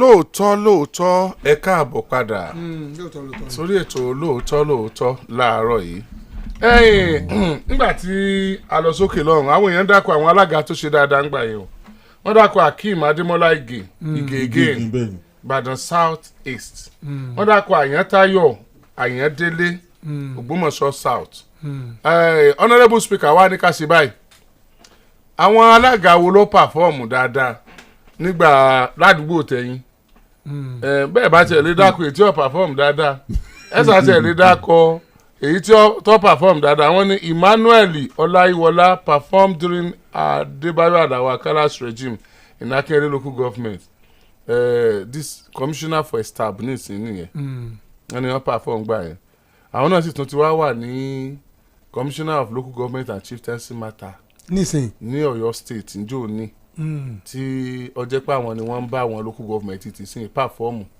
nígbà wọ́n wà ń bẹ̀. ṣé performance ìgbà náà wàá da performance mi ṣé wọ́n ti ṣe. lóhun táwọn gbangba yẹn làwọn fi ń lọ àwọn ti sìn nígbà tán wà ní. n táwọn enjoy gbà yẹn. wọn jẹ káwọn ilé yẹn. bí àwọn tó enjoy bus street láyé gbà kan ní sẹ́ẹ̀tì irú wa yìí táwọn jẹ káwọn ti sìn enjoy yẹn mọ́. but bóyá òfin àtòkè ní Àbújá ni. sẹ́yìn pé gbogbo Nàìjíríà. ṣẹ̀pá when you are on appointment. you are on appointment. sẹ́yìn pé gbogbo Nàìjíríà òní ó yà ẹ̀kẹ́ pàtì yẹn wà ń bẹ̀ ẹ̀kẹ́ pàtì yẹn wà ń bẹ̀ because àwọn ti wà ní orí. survivor náà ni gbogbo ẹ̀ o. survivor ni bọ́ sẹ́wọ̀n pé kò ń sẹ́ẹ̀ bí wọn kò náà sẹ́ẹ̀ bí Ọ̀yọ́ state governor gbogbo Nàìjíríà ni sẹ́ẹ̀. it's the system. orin tán sọ́dà tán kọ nìyẹn. system ni. so kẹ́ ẹ mọ̀ rò pé Ọ̀yọ́ state government là ń bá wí o bó ṣe kárí gbogbo Nàìjíríà nìyẹn o ṣùgbọ́n Ọ̀yọ́ state la wà kọ́mẹ̀tì tí wọ́n bá sì kà ńlá kọ ìwọ alága tó wàá pàfọ́ọ̀mù gbà náà mọ̀jẹ̀nu bí ọ o àwọn èèyàn ní kọ́ńtàǹkà o. àbálága tó bá rò kó ń fa fọ́ọ̀mù kó pè wọlé kó ní òun pàfọ́ọ̀mù fúnra rẹ̀ kó sọ ohun tó ṣe fúnra rẹ̀ kó sọ ohun tó ṣe. I could remember vividly the local government road which Arole did that time like Ode-Aje Agugu roads Arimadekile side. ẹ jẹ́ fi tàrólé lẹ̀ Arole mọ̀ ti ṣe tiẹ̀ ń tiẹ̀ Arole mọ̀ ti tayọ. ó tayọ rírì. ó tayọ rírì Arole tayọ Arole tayọ. But where is Arole today? Sáròlé òṣòṣèlú mọ́ ni. ó ṣòṣèlú. Sáràlú òpè rẹ̀ báàkì ni. Ìbàdàn kí ni Àròlé. Ìbàdàn ni Ìbàdàn north east ni. ṣé north east ni. north east la Àròlé kí ni. ẹ̀ẹ́tọ́ Àròlé bá fẹ́ dìbò federal constituency níbo ni ó ti dìbò.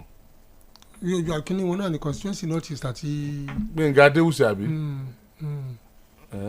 ṣé wọn ò dìbò njó ní ni. wọn jáde. wọ́n láàrólé ọ̀jáde wọ́n jáde fún federal rep ńgbà kan tí wọ́n wọlé PDP wọ́n jáde fún federal rep ńgbà kan. ok ṣe èwo ni ti Bódìjà kí ló kọ wọn náà. èwo ń bẹ̀. Gbẹ̀ngà Adéwùsì sáwọn kọ́ ni. Àròlé àwọn ni. wọ́n ní honourable Waheed Ọmọbọ́lájí gbéwálẹ̀ honourable Waheed ìrìmọ́ o ó ti lókè jù àwọn yẹn ti kọ́ alága wọn o. Ọmọtọ̀ṣọ́ ni mo fẹ́ rántí lẹ́ẹ̀kan ti Ìbàdàn náà ti Démọ́lá Ọmọtọ̀ṣọ́ Kamil sáwọn náà ṣe dáadáa gbà náà ẹ lè sọ. àwọn tá a mọ̀ yẹn náà ní ẹja dá ká mẹ́rin dúró lórí ẹ̀ àwọn tó dá wa lójú. honourable Waheed Ọmọbọ́lájí Adélékè àwọn fámìlì wọn gbọ́mọ̀ pé wọlé pọ̀ sí dáadáa. Torí tí mo tẹ̀ fẹ́ fàágùn torí àwọn tí èsè ti Ìbàdàn ni táàrí náà rí irú t'Ògbómọ̀ṣọ́ yẹn irú ti Ṣẹ́yìn tí wọ́n sọ yìí ti Ìbàdàn ó yá lè rí náà rí dáadáa kọ́ yásẹ̀ mọ́tò torchlight rí yín lọ́sàn-án gan ẹ káwọn èèyàn tètè sọ ẹ worú Adémọ́lá Ọmọtọ̀ṣọ́. no Àròlé yẹn ẹ worú Àròlé yẹn. kò sí ẹ̀ sí ọ̀dà tẹ́gì ni. kò sẹ́ni tí ò lè pé kínní kan náà ń bẹ lọ́yọ̀ ńgbà yẹn ọba bí ní ẹ mọ̀ pé honourable Fatai ọba bí kódà nínú ọ̀nà tó gbé tàǹgbà yẹn mo rántí pé aṣíwájú Mọ́táyọ̀s wọ́n ṣe ń bẹ̀ òun máa da ọ̀nà sí gbogbo títì tiẹ̀ ni yóò máa dọ̀dà sí gbogbo títì káàkiri Ọ̀yọ́ ni ìgbà yẹn mo máa ń sọ pé Ìbàdàn ò ní ọ̀nà tó Ọ̀yọ́ torí gbogbo ọ̀nà agboolé gbogbo ọ̀nà báyìí tó yẹ pé bọ́ bá jáde nínú ilé báyìí ojú títì wọn bọ̀ sí gbogbo ẹ̀ ló dọ̀dà sí gbà yẹn so ó dọ̀dà kódà àwọn ọmọ sọ ń gbà pé bá kò sí tí wọ́n fowó local government ṣe náà fi ń dọ̀dà lọ́yọ̀ọ́ pé kí náà fẹ́ ṣe mo máa sọ ń gbà yẹn níbi tí ọ̀dà pọ̀ tó. ṣé a rí kan ní Bàràpá. àti ìrí Bàràpá bóyá àwọn ọ̀lọ́ alága ń Bàràpá ń gbà náà. ṣebí táwọn ti ṣe dáyìn sí kó gbé mọ́tò wọn lọ. Bàràpá ò láti gbà. àwọn lọ ṣe Ìbàràpá ń gbà náà àti ẹ̀mọ́ Ìbàràpá àgbà àwọn èèyàn sọ̀rọ̀ ní o kìí ṣe pé àwa ni o. àwọn táwọn èèyàn kọ́ bẹ̀ là ń sọ o. ẹ̀yin Ìbàràpá. On a more serious note we celebrate those people tó ń ṣe dáadáa in the face of intimidation and oppression we celebrate them and in the face of àwọn tó fún wọn láàyè torí gómìnà àkàlà fún wọn láàyè dáadáa láti thrive and láti ensure pé wọ́n exhibit the potentials that they are made of. ẹ wá o èmi ọkà ilé náà o wọ́n ní nígbà náà alága ìjọba àbílẹ̀ Ògbómọ̀ṣọ́ South kò ṣe nǹkan kan. wọ́n kọ́ bẹ̀. ṣé ẹni tí kí náà sọ pé wọ́n ní ò lè pàṣẹ ọ̀nà tó wọ local government. kò lè pàṣẹ ọ̀nà tó wọ local government gangan iṣẹ́ ìrànṣẹ́ ń kálukú yàtọ̀ ṣé ẹbí wọn kọ́ bẹ̀ yẹn ni ṣé bá àkọ́ra sọ. ọlọ́sìn èsì dákọ̀ wọn alága ìjọba ìbílẹ̀ wọn sọ tí bá mú kọ wọn ń dà wọ́n lè sòsì àmọ́ tí ò ní lé bá láyé. wọ́n ní wọ́n lè dá ọ̀nà tó wọ local government. wọ́n ní wọ́n ò ṣe kankan gbà náà kírẹ́tà yìí náà ò ṣe kankan. àbọ̀ náà lásán lẹ́nu yẹn ń wò ní wọ́n mọ̀ lè ṣe nǹkan mí kọ́ jẹ́ pé ọ̀nà ni wọ́n ṣe abẹ́ ẹ̀jẹ̀ tẹ̀ ni. wọ́n lè ṣe empowerment fún obìnrin fún aláboyún.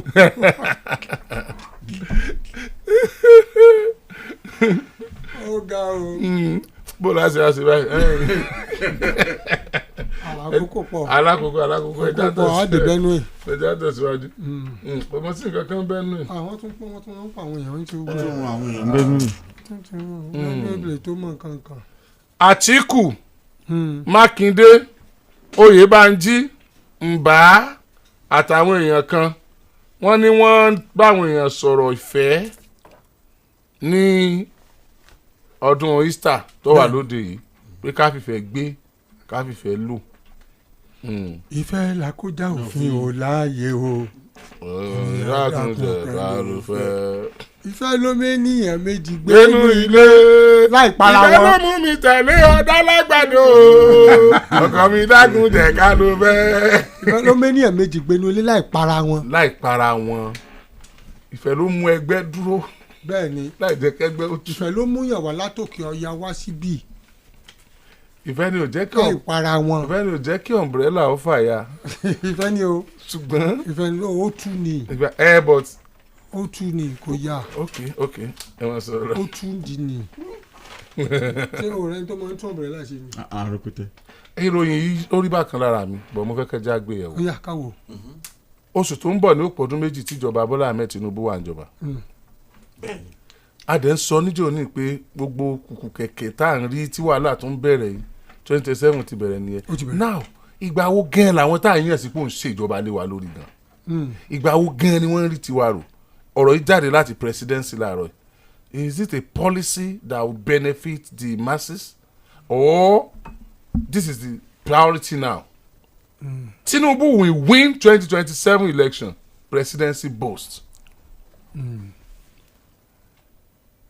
Àti state level àti federal level wọ́n ṣèjọba lé wa lórí pé ọdún kan tí wọ́n fi ń prepare fún another one. bẹ́ẹ̀ni ẹ náà bá ti débẹ̀ in preparation for another one yẹn gan a jẹ́ kán bend the policy tó lè better a lot masses a jẹ́ kán ṣe nǹkan wọ́n á máa you don't get it. Do you get it?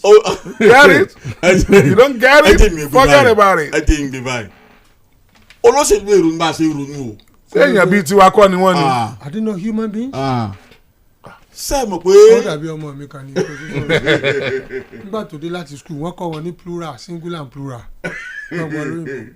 náà nìyẹn o. singular and plural ẹ pé bíi baskets nǹkan boys ló bá dé ní daddy you are a human being mo ní yes mommy you are a human being mo ní yes ó ní which means we are human beings mo ní ìyá rẹ ni human beings ó ní we are human beings mo ní humans be plural ìyá rẹ máa kọjú pẹ̀lú human being rẹ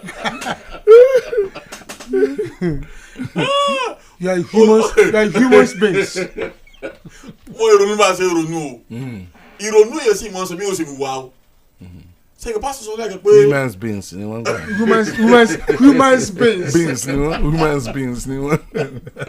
pásítọ̀ sọ̀rọ̀ kan lẹ́ẹ̀kan nípa mẹ̀fífíṣẹ́tì tí wọ́n lo àkàwé ẹni tó lọ lẹ́mìí tó lọ lọ́pọlọ ọpọlọ èèyàn yóò sọ bí ó ṣe sọ̀rọ̀ bí ó ṣe ń wùwà bí ó ṣe lò gbèsè ayé ẹ̀ ohun tó jẹ olóṣèlú lógún òun ni bí ó ṣe jókòó sílẹ̀ àgàgbára o kò ṣe bí ó ṣe mú ayé tu mẹ̀kúnnù àmàlàrò lára ẹnìkan sọ fún mi jọkọ̀ tí wọ́n ń búra fọlọ́ṣèlú kan ó ní bóun ṣe ń gba ọ̀pá àṣẹ báyìí òun títí ń ro bóun sì wọlé ọdún mẹ́rin míì láì tí ì lọ́dún mẹ́rin tó gbé lọ́wọ́ kò tí ì lò ó. ó ti ronú iṣẹ́ àkànṣe tí ó ṣe.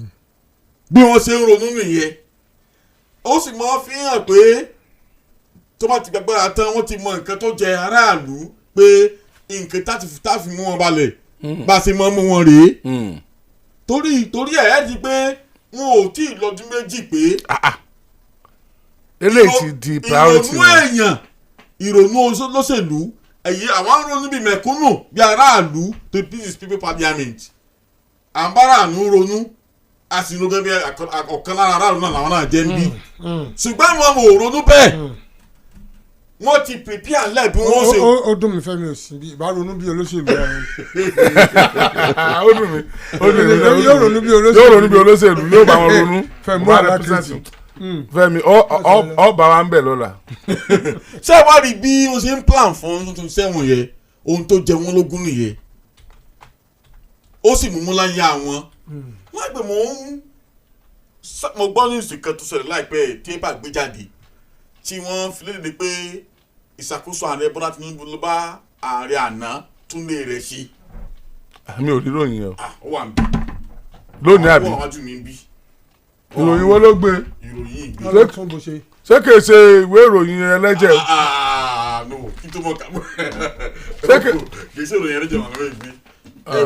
ìròyìn eléyìí àmọ̀lẹ́kọ̀ àwọn eléyìí ìròyìn apanilẹ́rìn lélẹ́yìí. kí ṣe gbọ́dọ̀ ìwé wò. honourable speaker. ẹ gbọ́ bí àṣírí ṣe ìròyìn ẹlẹ́jẹ̀ lélẹ́yìí. ìròyìn ẹlẹ́jẹ̀ àwọn àkọlé orí YouTube ní ọmọ kan bíi ọmọ sọ̀rọ̀ yìí gidi náà. now kí n fa káfíńfọ́ gidi ń gbà yẹn. ṣé wọ́n á di bí mo ṣe ń sọ̀rọ̀ ni pé ìrònú wọn àti bí ayé wọn ó ní pé bí agbára ò sí ní bọ́ bí agbára ó sì pẹ́ lọ́wọ́ wọn ẹni láìpẹ́ tí agbára bọ́ lọ́wọ́ former governor Kaduna State ní ìrántí orúkọ wọn báyìí El-Rufai ẹni pé El-Rufai di Ṣàngó Olúkòso tó ń tuná lẹ́nu jáde ìgbà tí agbára ò sí lọ́wọ́ ẹ̀ mọ́ tá a bá gbàgbé Rotimi Amechi náà tágbára bọ́ lọ́wọ́ ẹ̀ tó ò sí ní ṣàkóso mọ́ ẹni pé wọ́n ṣe ń tu jáde tó wá di artifice ọ̀sán gan ìyún El-Rufai bẹ́ẹ̀ ni pé ó dúró tu mẹ̀kúnnù tó wá di staunch opposition síjọba Tinubu mo wá rẹ́rìn-ín tó bá yẹ pé El-Rufai rí ministerial appointment gbà ní ṣàkóso Tinubu ni kò ní di Ṣàngó Olúkòso tó ń tuná lẹ́nu jẹ̀rìyẹ̀rì tó ti báyìí o El-Rufai tó tó 8 years ní Kaduna sí àwọn adiata àtàwọn tó wojú ìjọba rẹ̀ tí wọn ò rí wọn mọ́dì sí ló wá di pé wá náà ohun tuntun lóṣèlélógún ní agbára bí wọ́n ṣe lo agbára yẹn fún àǹfààní mẹ̀kúnnù faraàlú kọ̀ọ̀kan wá o. Honourable speaker mo ń jẹ́ àga ìjára ìwálẹ̀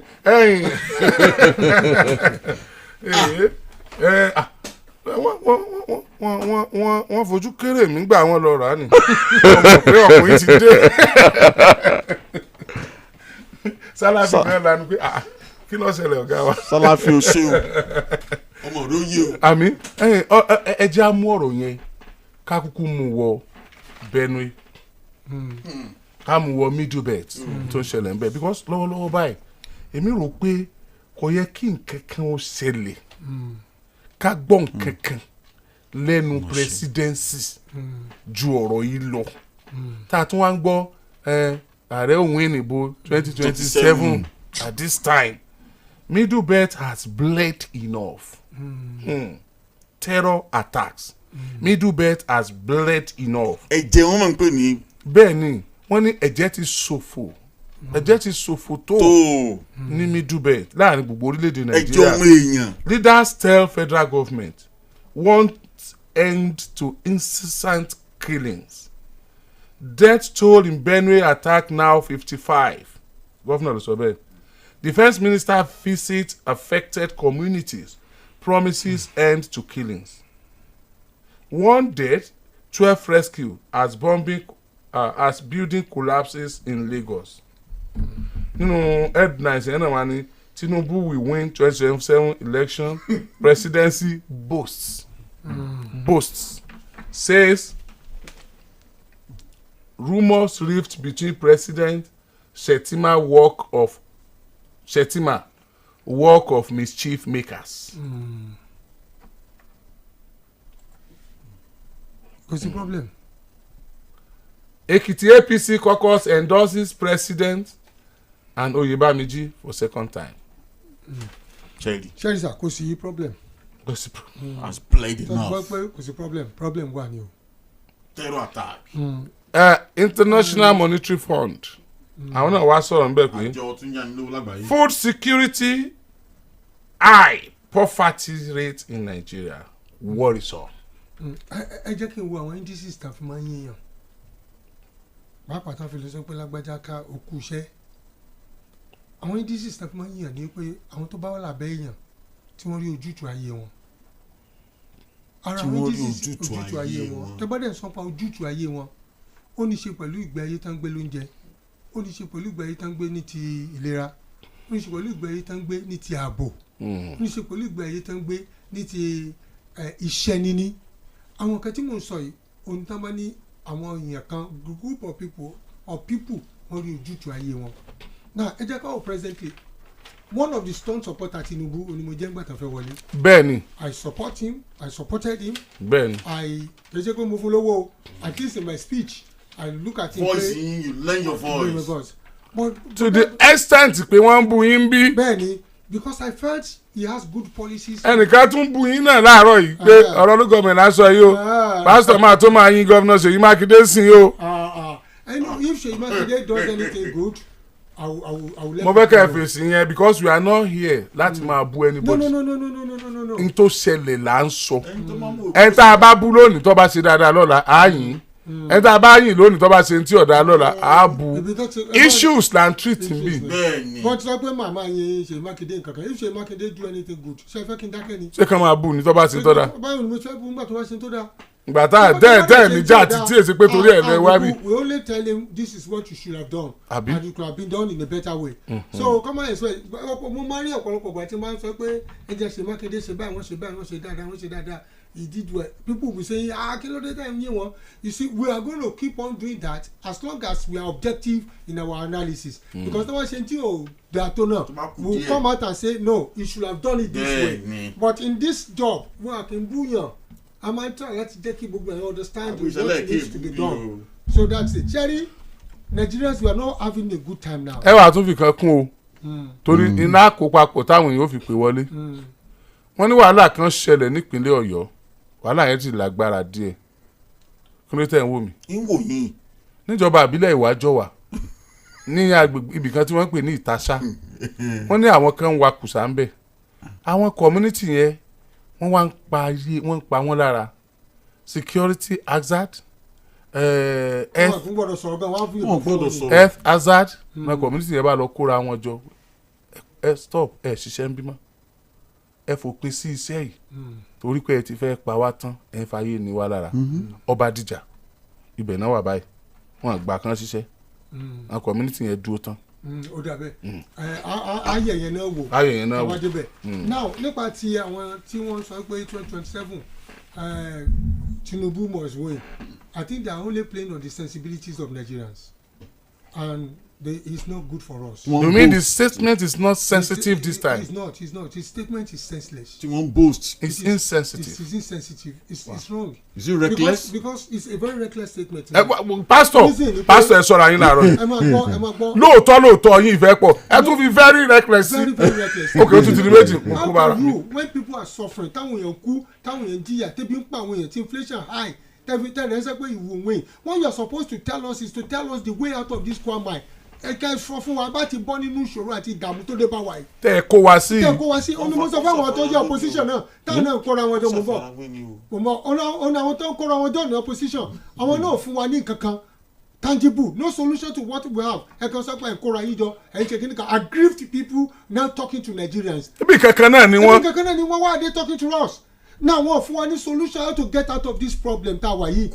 Now, the so-called insecurity, and I just pity this government, Tinubu's government, because one go to this street, go to Jonathan, because everything started insecurity from start to finish Jonathan. And this is what some of the northern oligarchies are also using. And what can I go for one for goodness sake? I will go for first of all, if government wants to do anything, look at the source of arms and ammunition. Arms and ammunition in Bawole. Talon financing. Talon finance. What are the financiers?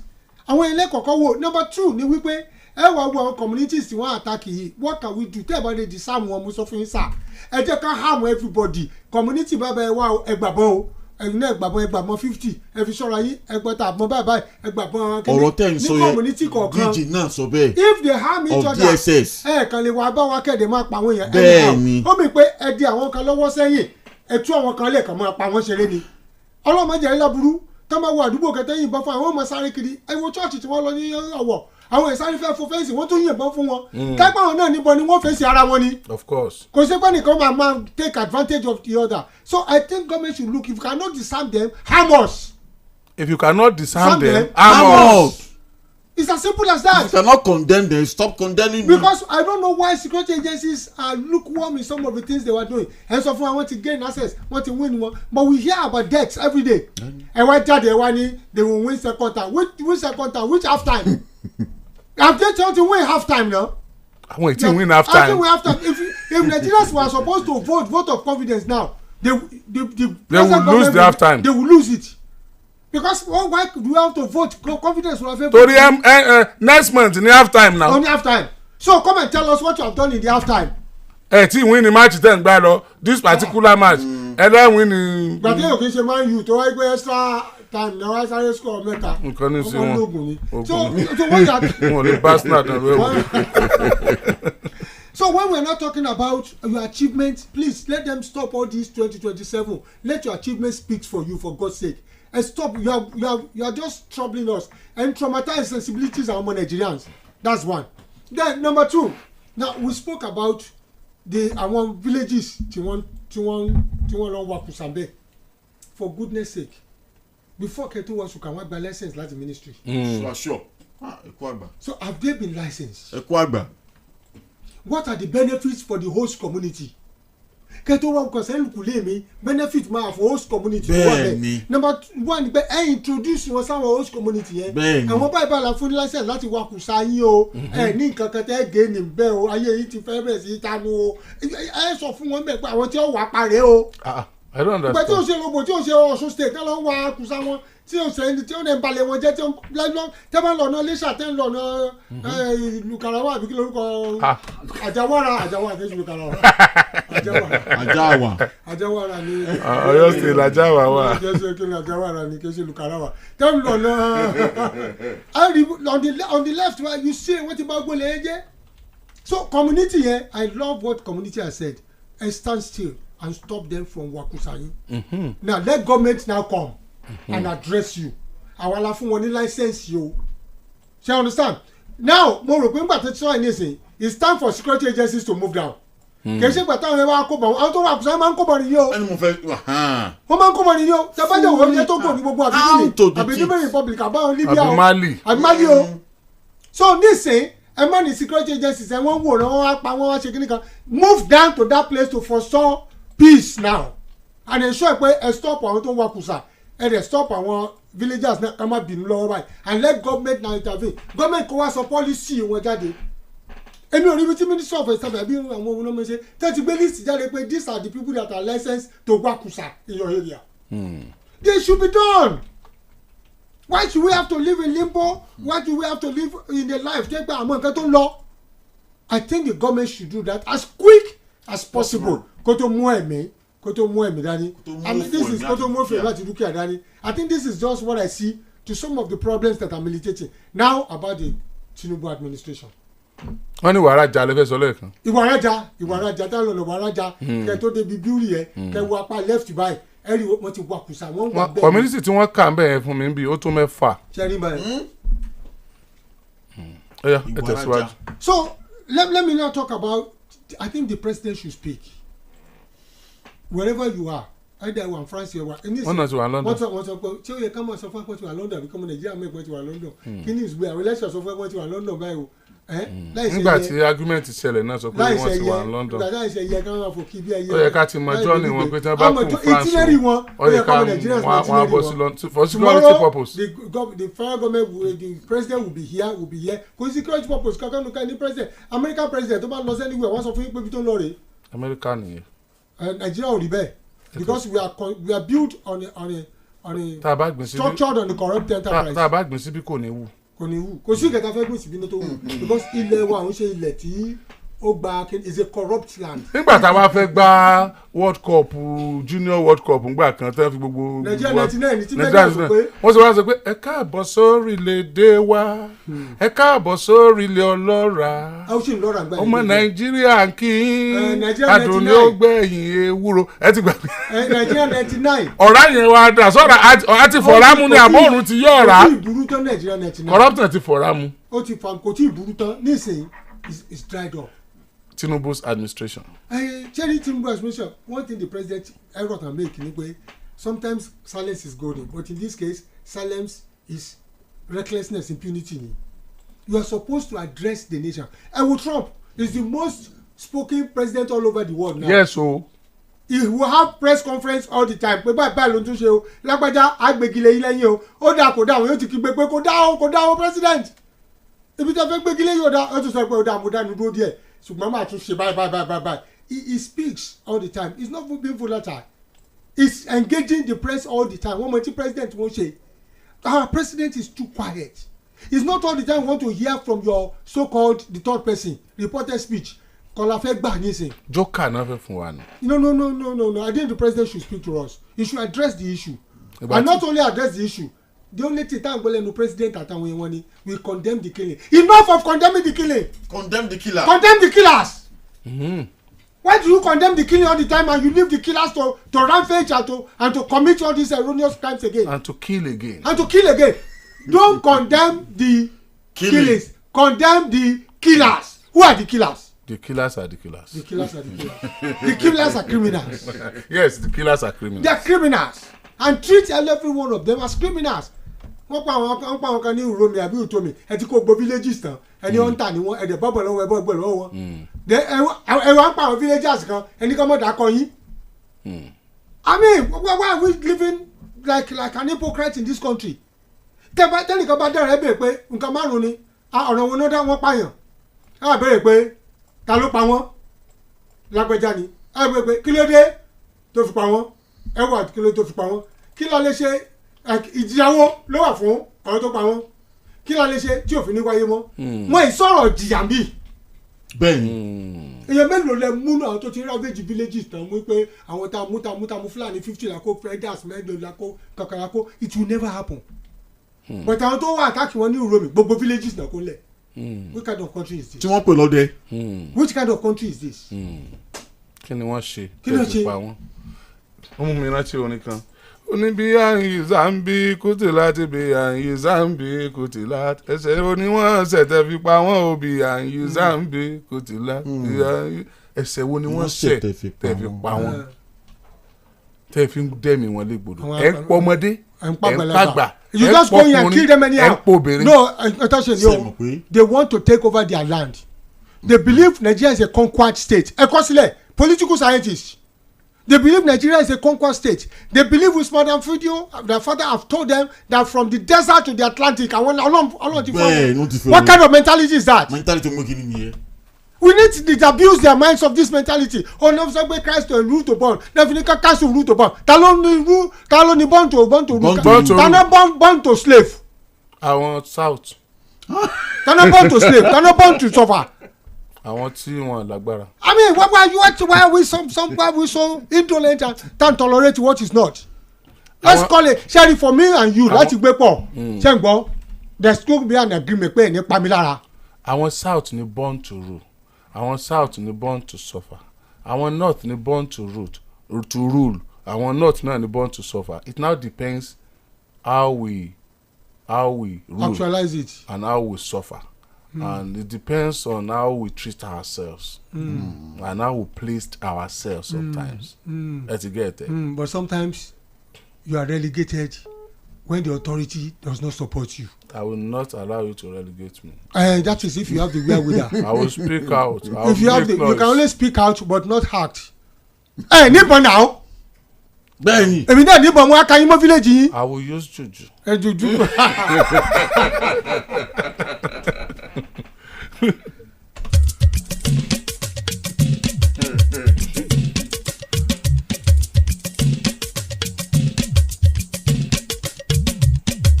Tinubu will win 2027 election presidency boost. Ó yẹ ká fi síbẹ̀ pé if things changes for better. And you said pé wọ́n ti win ní half time. After wọ́n ti win half time. Man U gan tẹ́ àṣewádìí àwọn ẹ̀dọ̀ ọ̀la tí wọ́n náà wọ́n ní ayé. Wọ́n dá àwọn Man U ojoro ni ó jẹ́. Half time extra time 3-2. Arsenal nìkan ló ní agbára láti ṣe yẹn wọ́n sojú. Arsenal shows the will. Thank you. The tenacity. ẹ sori re. The tenacity. kò sí èbúté ẹni sọ bí eléyìí tí ń fara mọ́. The will. The composure. ẹ sori re. And you see the unity of purpose. The right honourable speaker. International ṣe nìyẹn. Tata mama gan wọn dáhùn náà báyìí ní ìsìn.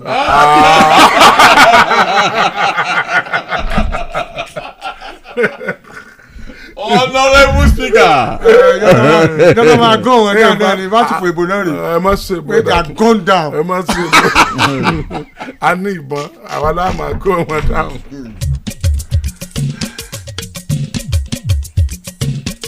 Pẹ̀lú bí nǹkan ṣe ń lọ yìí pẹ̀lú bó ṣe dàrú yìí pẹ̀lú level ti corruption wà yìí is it advisable for the mind with clarity of purpose the good person the focused person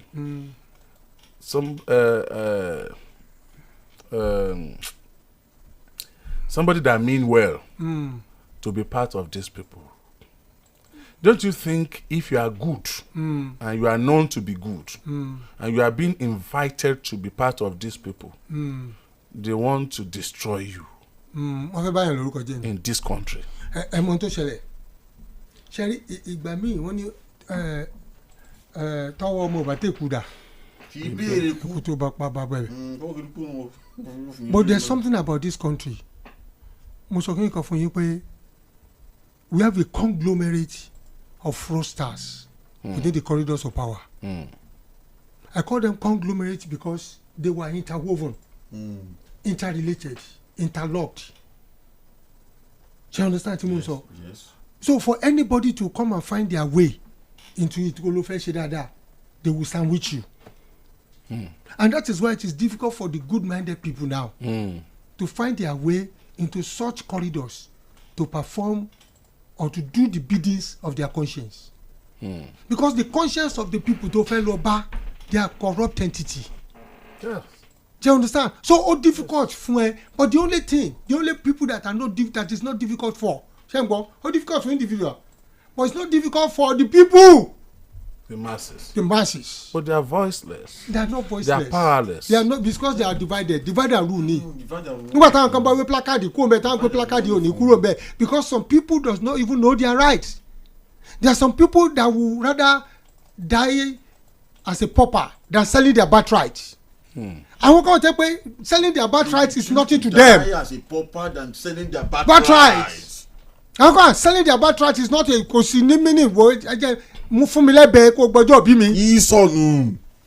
kò kàwọn ní kankan rárá kò náwó ní kankan fún mi lásàrò kí n tọjọ́ bí mi fún ẹ. irú àṣàrò òṣìwò àánú ẹja mélòó lọ́wọ́ àánú. ó dẹ̀ fún mi lásàrò báyìí màmá kígbe ni if people like Erufai have come up with a solution to our problems torí pé kò jàṣàrò wọn fún lásàrò jẹ ló fi dogun that's why I will not support them. People like Atiku has not given us the solution to our problems torí pé ẹ̀sìn ní gọ́ọ̀mẹ̀ntì ni. But when people are not in government and you gave us the solution to what we àwọn èèyàn mọ̀ pé ní mind ìgbèrè fún wa nílùú condemnation every day. Àwọn tó dé wà ń bẹ́ẹ̀ yìí nísìnyí àwọn náà mọ̀ pé torí pé ẹ fẹ́ jàgbà lọ́wọ́ àwọn ni even if they have nothing to give us because I don't see gbogbo policy tẹ́ ẹ̀ ṣe tó ń lulẹ̀ wọ́n ní ọmọ ọ̀mọ̀wé yẹ́ ló ní writing ọmọ òní nǹkan ọmọkùnrin yẹ́lò ní dodo ẹjọ́ sí dodo ló fi ń ṣe nǹkan Yusuf bímọ ló fi ń ṣe nǹkan ọmọ ni. Are you get what I'm saying? So àwọn tó wà bẹ́ẹ̀ we have not seen the result of their policies. Some policy wan somersault every day. North will back Tinubu again in 2027 says Sule. àwọn yẹn nǹkan tó ń jẹ lọ́wọ́ ni gbogbo wọn tó ń jẹ lọ́wọ́ ni ṣé ṣáà rẹ̀ mọ́ tó ṣẹlẹ̀ the north is even divided because those people are chopping they will die to be in government. They will do everything to ensure the government continues because ẹni tó bá ń jẹun lọ́wọ́ ẹni tó bá ti jẹ dodo kò ní lè so dodo mọ́. That's the problem we have in this country. Who is who gan lọ́wọ́ tá a wà yìí àmọ́ ẹni tó ń support you àmọ́ ẹni tó ń support masses. Of course. We don't know. Àwọn tó ń kígbe wolf nísìnyí is because of jagba na àwọn náà fi ń kígbe kiri. So let's tell the president to come back home and speak to Nigerians. Okay. And tell us the antidote sí gbogbo àwọn problem ta ní lọ́wọ́lọ́wọ́ báyìí. Èmi ti rí pé àwọn service chiefs wọ́n ti lana o. Ilé ń jó bàbá sájáde ó kó àwọn ọmọ rẹ̀ bẹ́ẹ̀. Àwọn service chiefs wọ́n ti lana o. Killing every day everywhere, what are we talking about? ṣé o gbàgbọ́ alálẹ̀ fún fáìsì mi kó mọ̀ ṣiṣẹ́ lọ. èèyàn kẹ́ sọ̀rọ̀ bí o wọ́n ní káwé pé Tinubu máa ń pa security o wọ́n ní kọ̀ọ̀kan wọn o. Wọ́n ní Shettima sọ pé kí Tinubu fi security lẹ̀ fóun kí Tinubu handle pé Shettima ti sọ pé òun ò handle security kí Tinubu handle economy. Can I tell you something? Tell us, sir. Wọ́n bá ọmọ Nàìjíríà sọ yẹn. They have to come out publicly. But they didn't tell us. That's Tinubu, the buck stops on his table. For example, ẹ̀yin lẹ wà bí nìsí kan sọ pé ẹ má rí ẹ fi keeping lẹ̀ fún mi ẹ máa mójútó keeper wá yí ẹyin. Wọ́n ní keeper wá yí ẹyin wọ́n fún wa ní 7 o 6 o. Keeper lè gbá bọ́ọ̀lù ní ìsìn láìsí ọ̀nànà kó tún gbá fọ́ọ̀sọ̀ wọ́ọ̀tà kan tún gbá wọlé padà. Ṣé understand tí mo sọ sí káwá ní wọ́n ti àtijọ́ sọ ní ipò ní máa mójútó keeper. The buck stops on the manager's table. Yes. Ìyẹn kọ́ tiẹ̀ lẹ́fi ṣe campaign fáwa. Wọ́n fi ẹ́ ṣe campaign fún wa náà. Tẹ́ bá pín láàrin ara yín ẹ wá kígbe ara yín ta. Ọlágbájá lójú òfin olóko olùkàràwà olóko muftaga wọ́n ti gbé kátó ti wọlé nìsín mùsùlùmí àbí muftaga àbí kí wọ́n tó ń pè sí ìyẹn náà tún ti dé nsìn. Okay. Owó tún ni muftada. New terrorist group ni mi tẹ́ mo kọ́ ẹ̀dán muftaga muslim àbí. O lè mọ̀ máa lalẹ̀ wo yóò tún máa pọ̀ sí ni. Because wọ́n ti rí pópè. Okòwò ni. Àti pé onímọ̀fin ní Nàìjíríà is structured on a corrupt enterprise. Ó fàlàsọ òyìnbó yẹn is structured on a corrupt enterprise. Every fraudulent practice is a corrupt enterprise. Lóòótọ́ mo sọ fún yín. Lóòótọ́ ni. Kí ẹ sì fi etí sílẹ̀ kí ẹ gbọ́ mi. Lóòótọ́. Torí pé akékèké ń bì gbà wọ́n ń dá sọ́ọ̀bù àwọn Boko Haram lọ́rùn tí wọ́n ń dá wọn lọ́la. Tí wọ́n ní wọ́n ti repent. How can you say somebody repented there mú wọn kẹ́ tí wọ́n mọ́lẹ́ ẹ̀ tí ẹ̀ bá pa ni wọ́n kẹ́ pa wọ́n because ẹni tó bá pààyàn kí ni wọ́n ní hope to. Ó yẹ wọ́n pa ni. So you are now treated with big loss. Bíbélì sọ bẹ́ẹ̀ Kùránì sọ bẹ́ẹ̀. Ogun tó sọ nìyẹn. Ṣùgbọ́n èèyàn ọmọ pẹ́ lè sáyìn ẹni tó bá ti dájọ́ kú fún. Ẹni tó dẹ̀ ń pa àwọn èèyàn ṣeré. What are we talking about? Ẹ mọ̀ sí ni. 07041001887 Nigeria number ni ẹ ò fẹ́yìn tẹ wá Nigeria 07041001887 ẹ̀yin tí ẹ sí Nàìjíríà tẹ́ fẹ́ pè wá lẹ́yìn odi Nàìjíríà ẹ ti mọ nọ́mbà tí náà +447405697158 +447405697158 àwọn nọ́mbà méjì yẹn lẹ máa pè sí. kú ìgbádùn ètò yìí àkókò ti tó faraàlú láti dá sétò torí òun aráàlú làgídìgbò ṣùgbọ́n ẹ má gbàgbé o ẹ jẹ́ àgbọ̀rọ̀ wa kalẹ̀ nílànà tí ò ní ṣàkóbá fún iléeṣẹ́ rédíò àgídìgbò. ẹ káàárọ̀ o. ẹ káàárọ̀ o. mo kí the most gentle of the house. Comrade Ọmọlólú àgbo nǹkan jẹgbọn láàárọ̀ yìí. Nǹkan jẹgbọn ẹsẹ̀ rẹ̀ pọ̀ ju kọ́ mọ́ lọ ṣọ́ọ̀ṣì lọ ni. Lọ ṣọ́ọ̀ṣì. mo kí bàbá wa pásítọ̀ ẹ kú iṣẹ́ o. Ẹ káàárọ̀ sà. ọpọlọ yín ò ní dọ́gba o.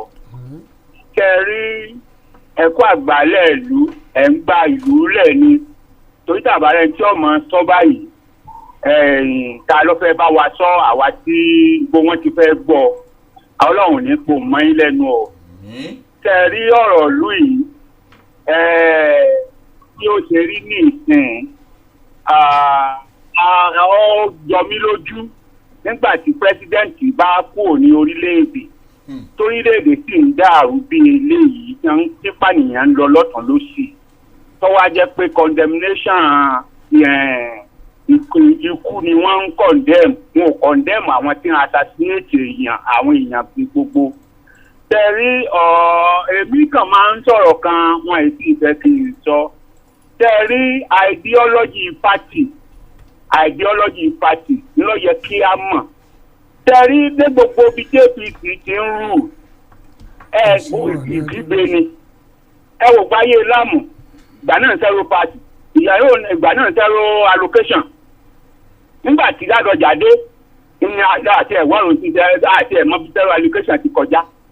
nígbà tí Ajímọ̀bí náà tó wà ń bẹ̀ là ń gbọ́ salary. nígbà tí Ṣèyí Mákindé àmọ́ bí salary ti kò dànù.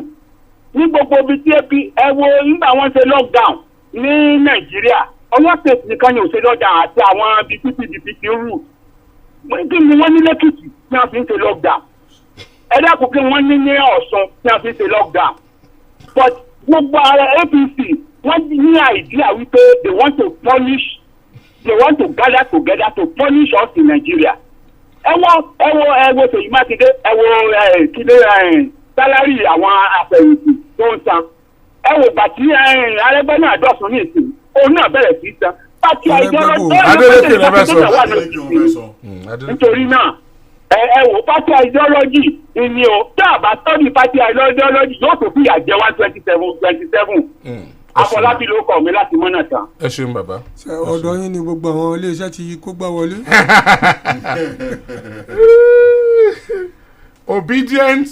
Obedience take stand as coalition plot Atiku for one term, Peter Obi as vice president to then run in 2031 for president. Hello. Mo ṣẹ̀ṣẹ̀ rí yẹn sí ni. Permutation calculation. Hello. Hello, ẹ káàárọ̀. Ẹ káàárọ̀ sir. Yes sir. Orúkọ yín àti bíjẹ́ ti lórúkọ tèmi o. Láti UK lèmi ti ń pè Òkèyọdé lórúkọ tèmi. Bàbá ẹ káàárọ̀ sir. Yes sir. Ẹ jọ̀ọ́ ẹ wo èmi kò fẹ́ sọ nǹkan kan. Ṣé rí pastor mo appreciate contribution yín but ṣé rí omi pọ̀ jọ ká lọ. Mo dẹ̀ máa sọ nǹkan kan pé I like being objective in any given situation.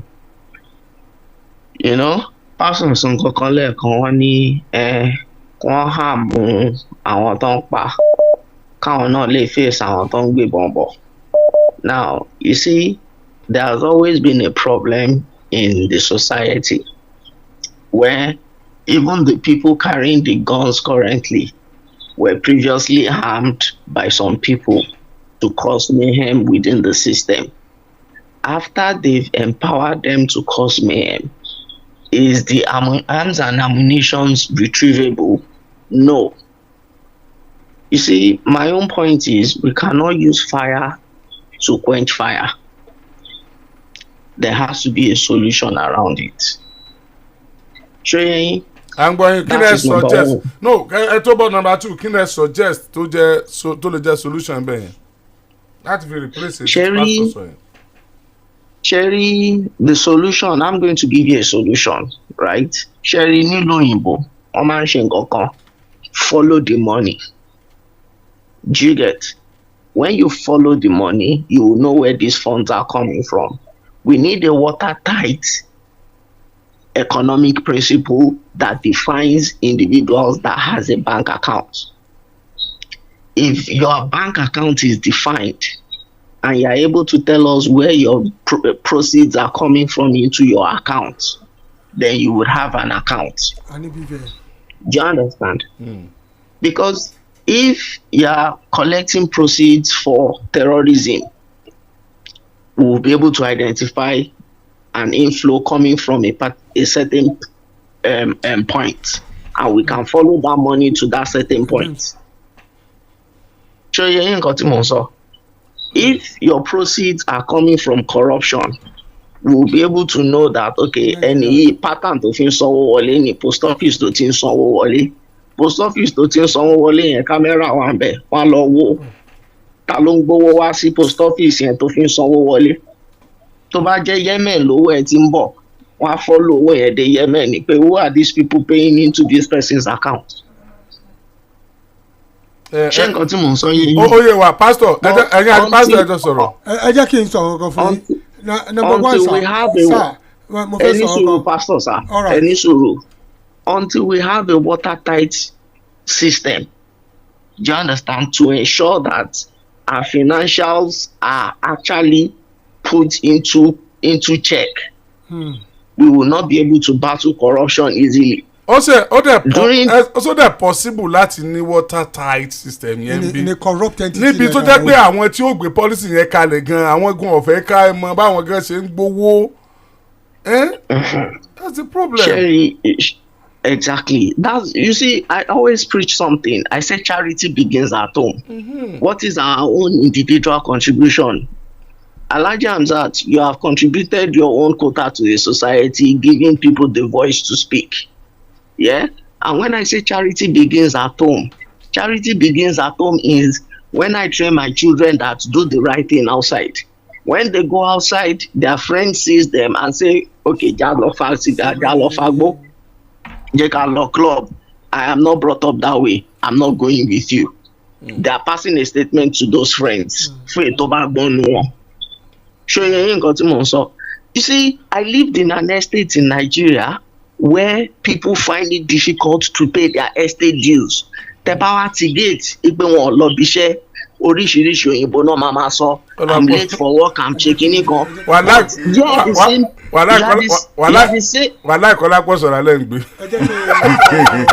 You are the same set of people that will come on air on radio on social media and be complaining about the present government, but in your own community you are a failure. You are a failure. So I'm a good government of the day. But internally àwa gan èèyàn burúkú ni wá. But ebi àwa náà ni wọ́n kó lánàá ara wa náà làwọn government. Ara wa náà ni. They are the product of the society. Society wa náà ló ń reflect nínú wọn yẹn. Alhaji àti pastor mo fẹ́ béèrè question kan. Yeah. Question kan tí mo dẹ̀ fẹ́ béèrè ni pé tani chairman local government yín ṣe mọ́lé ẹ̀ tí problem bá wà ní local government yín ṣe lè lọ́kànlẹ̀kùn pé chairman títí wa yìí ò dáa ìgbà wo lẹ fẹ́ bá wa ṣe lẹ́yìn gba location. à ń lọ wọ́n ní sórí wa pé. tí wọ́n fojú wa yìí àwa go àníwọ̀n gbowó àwọn local government yẹn gan ẹ̀yin kò sànù wọn bẹ́ẹ̀ bá rí wọn. mo kàn fẹ́ chip kìnnìkan I appreciate my brother that called from UK. He speaks so much about a sane environment. We don't have a sane environment. Then number two, nípa fífi iná paná, ó máa ń fi iná paná. Nígbà tá a wà lóko tí iná bá ń jó, ṣẹ́ǹgbọ́ tí àlà wà lẹ́yìn lọ́hùn. A wà dá iná míì. Ṣẹ́ǹgbọ́ iná míì yẹn láwà dá tí iná bá ti dín fánù lọ, a wà dá iná míì. Tí iná míì yẹn bá jó kan, iná yẹn máa subside. So instead kó máa spread lọ, a wà dáná míì láti ibò míì to combat that iná. Àwọn tó wà lóko aṣọ fún yín nìsín. So iná máa ń pa iná, ṣe understand? tó máa ń kó ẹ̀ṣẹ̀ torí kó by the time they come together wọn á kàn subside straight away ni so àmọ́mọ́ máa ń dáná míì láti lọ quench another infano iná tó ń bọ̀ so that kò ń ṣe pé ní ẹ ló máa cross over. èyí tí ẹ dá yẹn nìkan lè máa control. èyí tí ẹ dá yẹn nìkan la control. èyí tí ẹ dá yẹn ó máa lọ control. I control the other iná tó ń bọ̀. so in Nigeria situation for now I'm not even saying kankan kó bọ̀ fáwọn èèyàn community by community ẹ gẹ́dẹ̀ àwọn jọ ṣé ń gbọ́ ẹ wá register àwọn vigilante yín dà ẹ wo kíní tá a kó síta náà àwọn tẹkùn táwọn gómìnà wa ṣe very good initiative but ìbọn tó ń pọ̀ kété náà ní lọ́wọ́ ìbọn tó ń pa ẹtu tó ń pa gala náà kó dání kò ń ṣe ìbọn tó lè pa tó lè kojú àwọn olùkàràwà táǹsọ̀ àwọn headers táǹsọ̀ àwọn kó AK-49 dání wọ́n kó AK-48 dání AK-47 àwọn kó wàtàkùtù dání where will he stand ọrẹ ọ̀fẹ́ ní gbogbo nǹkan tó ń sì ṣe. àwọn èèyàn ti ń confirm ọ̀rọ̀ ọ̀nà tẹ̀sán yẹn wọ́n ní bẹ́ẹ̀ ni. So local intelligence lásán ni etí à ń sọ yẹn only local intelligence only àwọn àmọ̀tẹ́kùn kankan lò ọ̀hún ẹ̀sítẹ́bà lè ṣe kankan wọ́n ìtorí ọlọ́run tí wọ́n fẹ́ kan start state policing let's start state policing whether the governor will use it to their advantage or not system are correct there. So let them pass the state police kó kálukú máa yẹ now ẹnìkan wá bá ti ká pààyàn bíi àdẹ̀sá lọ ẹ wọ́n sọ pé ẹ̀rí wọn mọ́ wọ́n ghost ni wọ́n ni. ẹ bọ̀ honourable speaker n tí wọ́n sọ yẹn ọ̀rọ̀ sane environment. àná yóò ìwé ní UK. ìlú ìwé náà wà lóòótọ́. watertight. a ní PVN a ní NIN a ní gbogbo ẹ̀mí kábà jí owó mi nínú àkáǹtì ṣe tí n bá dé báńkì ó láwọn olè ṣe ẹ̀kan sí is that the kind of society it is ṣé tó bá jí owó yín UK ẹni tó bá lọ sí báńkì wọn ní trace ẹ̀ tó mówó. SEC security kìnnì kan ní central bank ta sọ́njò ní ICPC ní àwọn òròwò EFCC ní àwọn ògbówó àwọn tó dówó wọn padà SEC tán sọ̀rọ̀ jò ní ti ní 1.3 trillion lost by victims can't be recovered. tó lè be recovered. can't be recovered. so gbogbo ẹ̀yin victim cibex ẹ gbà fọlọ́run ẹ lè rówó yín mọ́ ó lè lára wọn. ó lè èmi kọ́ o sec ló sọ bẹ́ẹ̀ o ara tá à ń sọ ni. báwo ló ti fẹ́ recover. ara tá à ń sọ pààrọ̀ lówó lórí ẹ̀. wọ́n ní they are registered they are documented kí lẹ̀ ń wò tán fi operate time investigate wọn internal investigation ipe they are registered tán dẹ̀ fẹ́ sá tán fi kówó àwọn èèyàn they are complicit. because okay nígbà tí bàbá yìí gbé ìlànà tí wọ́n gbé wá ìkalẹ̀ ìlànà yẹn ṣiṣẹ́ níbi tí wọn ò bá ti mọ àwọn tó ń ṣiṣẹ́ lóòótọ́ a máa jẹ́ pé Nigerians àwọn DSS wa máa ń ṣe iṣẹ́ gan wọ́n máa gúdù gan ọlọ́run ìyìn lè sọ̀tà àwọn DSS ìwọ ọlọ́pàá gan tó bá fẹ́ investigate nǹkan tó really mean ẹ̀ yọ yà yín lẹ́nu. but if the system did not allow them what would they do. tí ọlọ́pàá bá fẹ́ wọ́n pa èèyàn kan ní Iléṣà ọlọ́pàá Iléṣà ẹni tí tó jẹ́ prime suspect ọlọ́pàá wọ́n filẹ̀ wọ́n ní ọmọ ẹ̀ lọ kí wọ́n jọ lọ wọ́n ní òun àti ìyá ọmọ tí wọ́n pa kí wọ́n jọ lọ mọ́ wa wọ́n tún sọ̀rọ̀ burúkú sí ìyá yẹn gbéra lọ sí zone 11 l'Óṣogbo ọjọ́ kejì tó dé zone 11 àwọn ọlọ́pàá zone 11 wọ́n mọ̀ mẹ́tọ́pá yẹn wọ́n padà rí pé ọ̀rẹ́ tí wọ́n túlẹ̀ ní former police station yẹn ọlọ́pàá ọ̀rẹ́ rẹ̀ so ẹ wo tí wọ́n bá fẹ́ ṣiṣẹ́ bí wọ́n á ṣiṣẹ́ ṣe bí ọ̀pọ̀lọpọ̀ ọgbà ni wọ́n ti dáko àwọn èèyàn ńláńlá kan pé wọ́n ń gbowó fún Boko Haram wọ́n sọ bó ló jẹ́sẹ̀ ń dọ́dọ̀ wọn nú oko tí wọ́n wà. helicopter ń gbójú lọ́dọ̀ wọn. ẹ jẹ́ àlọ́ lé. ẹ mọ̀ jòrí ọmọ fọyàn. ẹ jẹ́ àlọ́ lé lóòótọ́ Iléyá comrade Ejidina. látọ̀dọ̀ mi comrade Ọmọlolú Ejidina. Honestly you obliged me this opportunity láti sọ fún àwọn èèyàn pé ti ìyàwó Muslimat Gbadéyànká ti ìyàwó Alhaji Abdulwakil Lọ́ládé Gbadéyànká a máa ṣe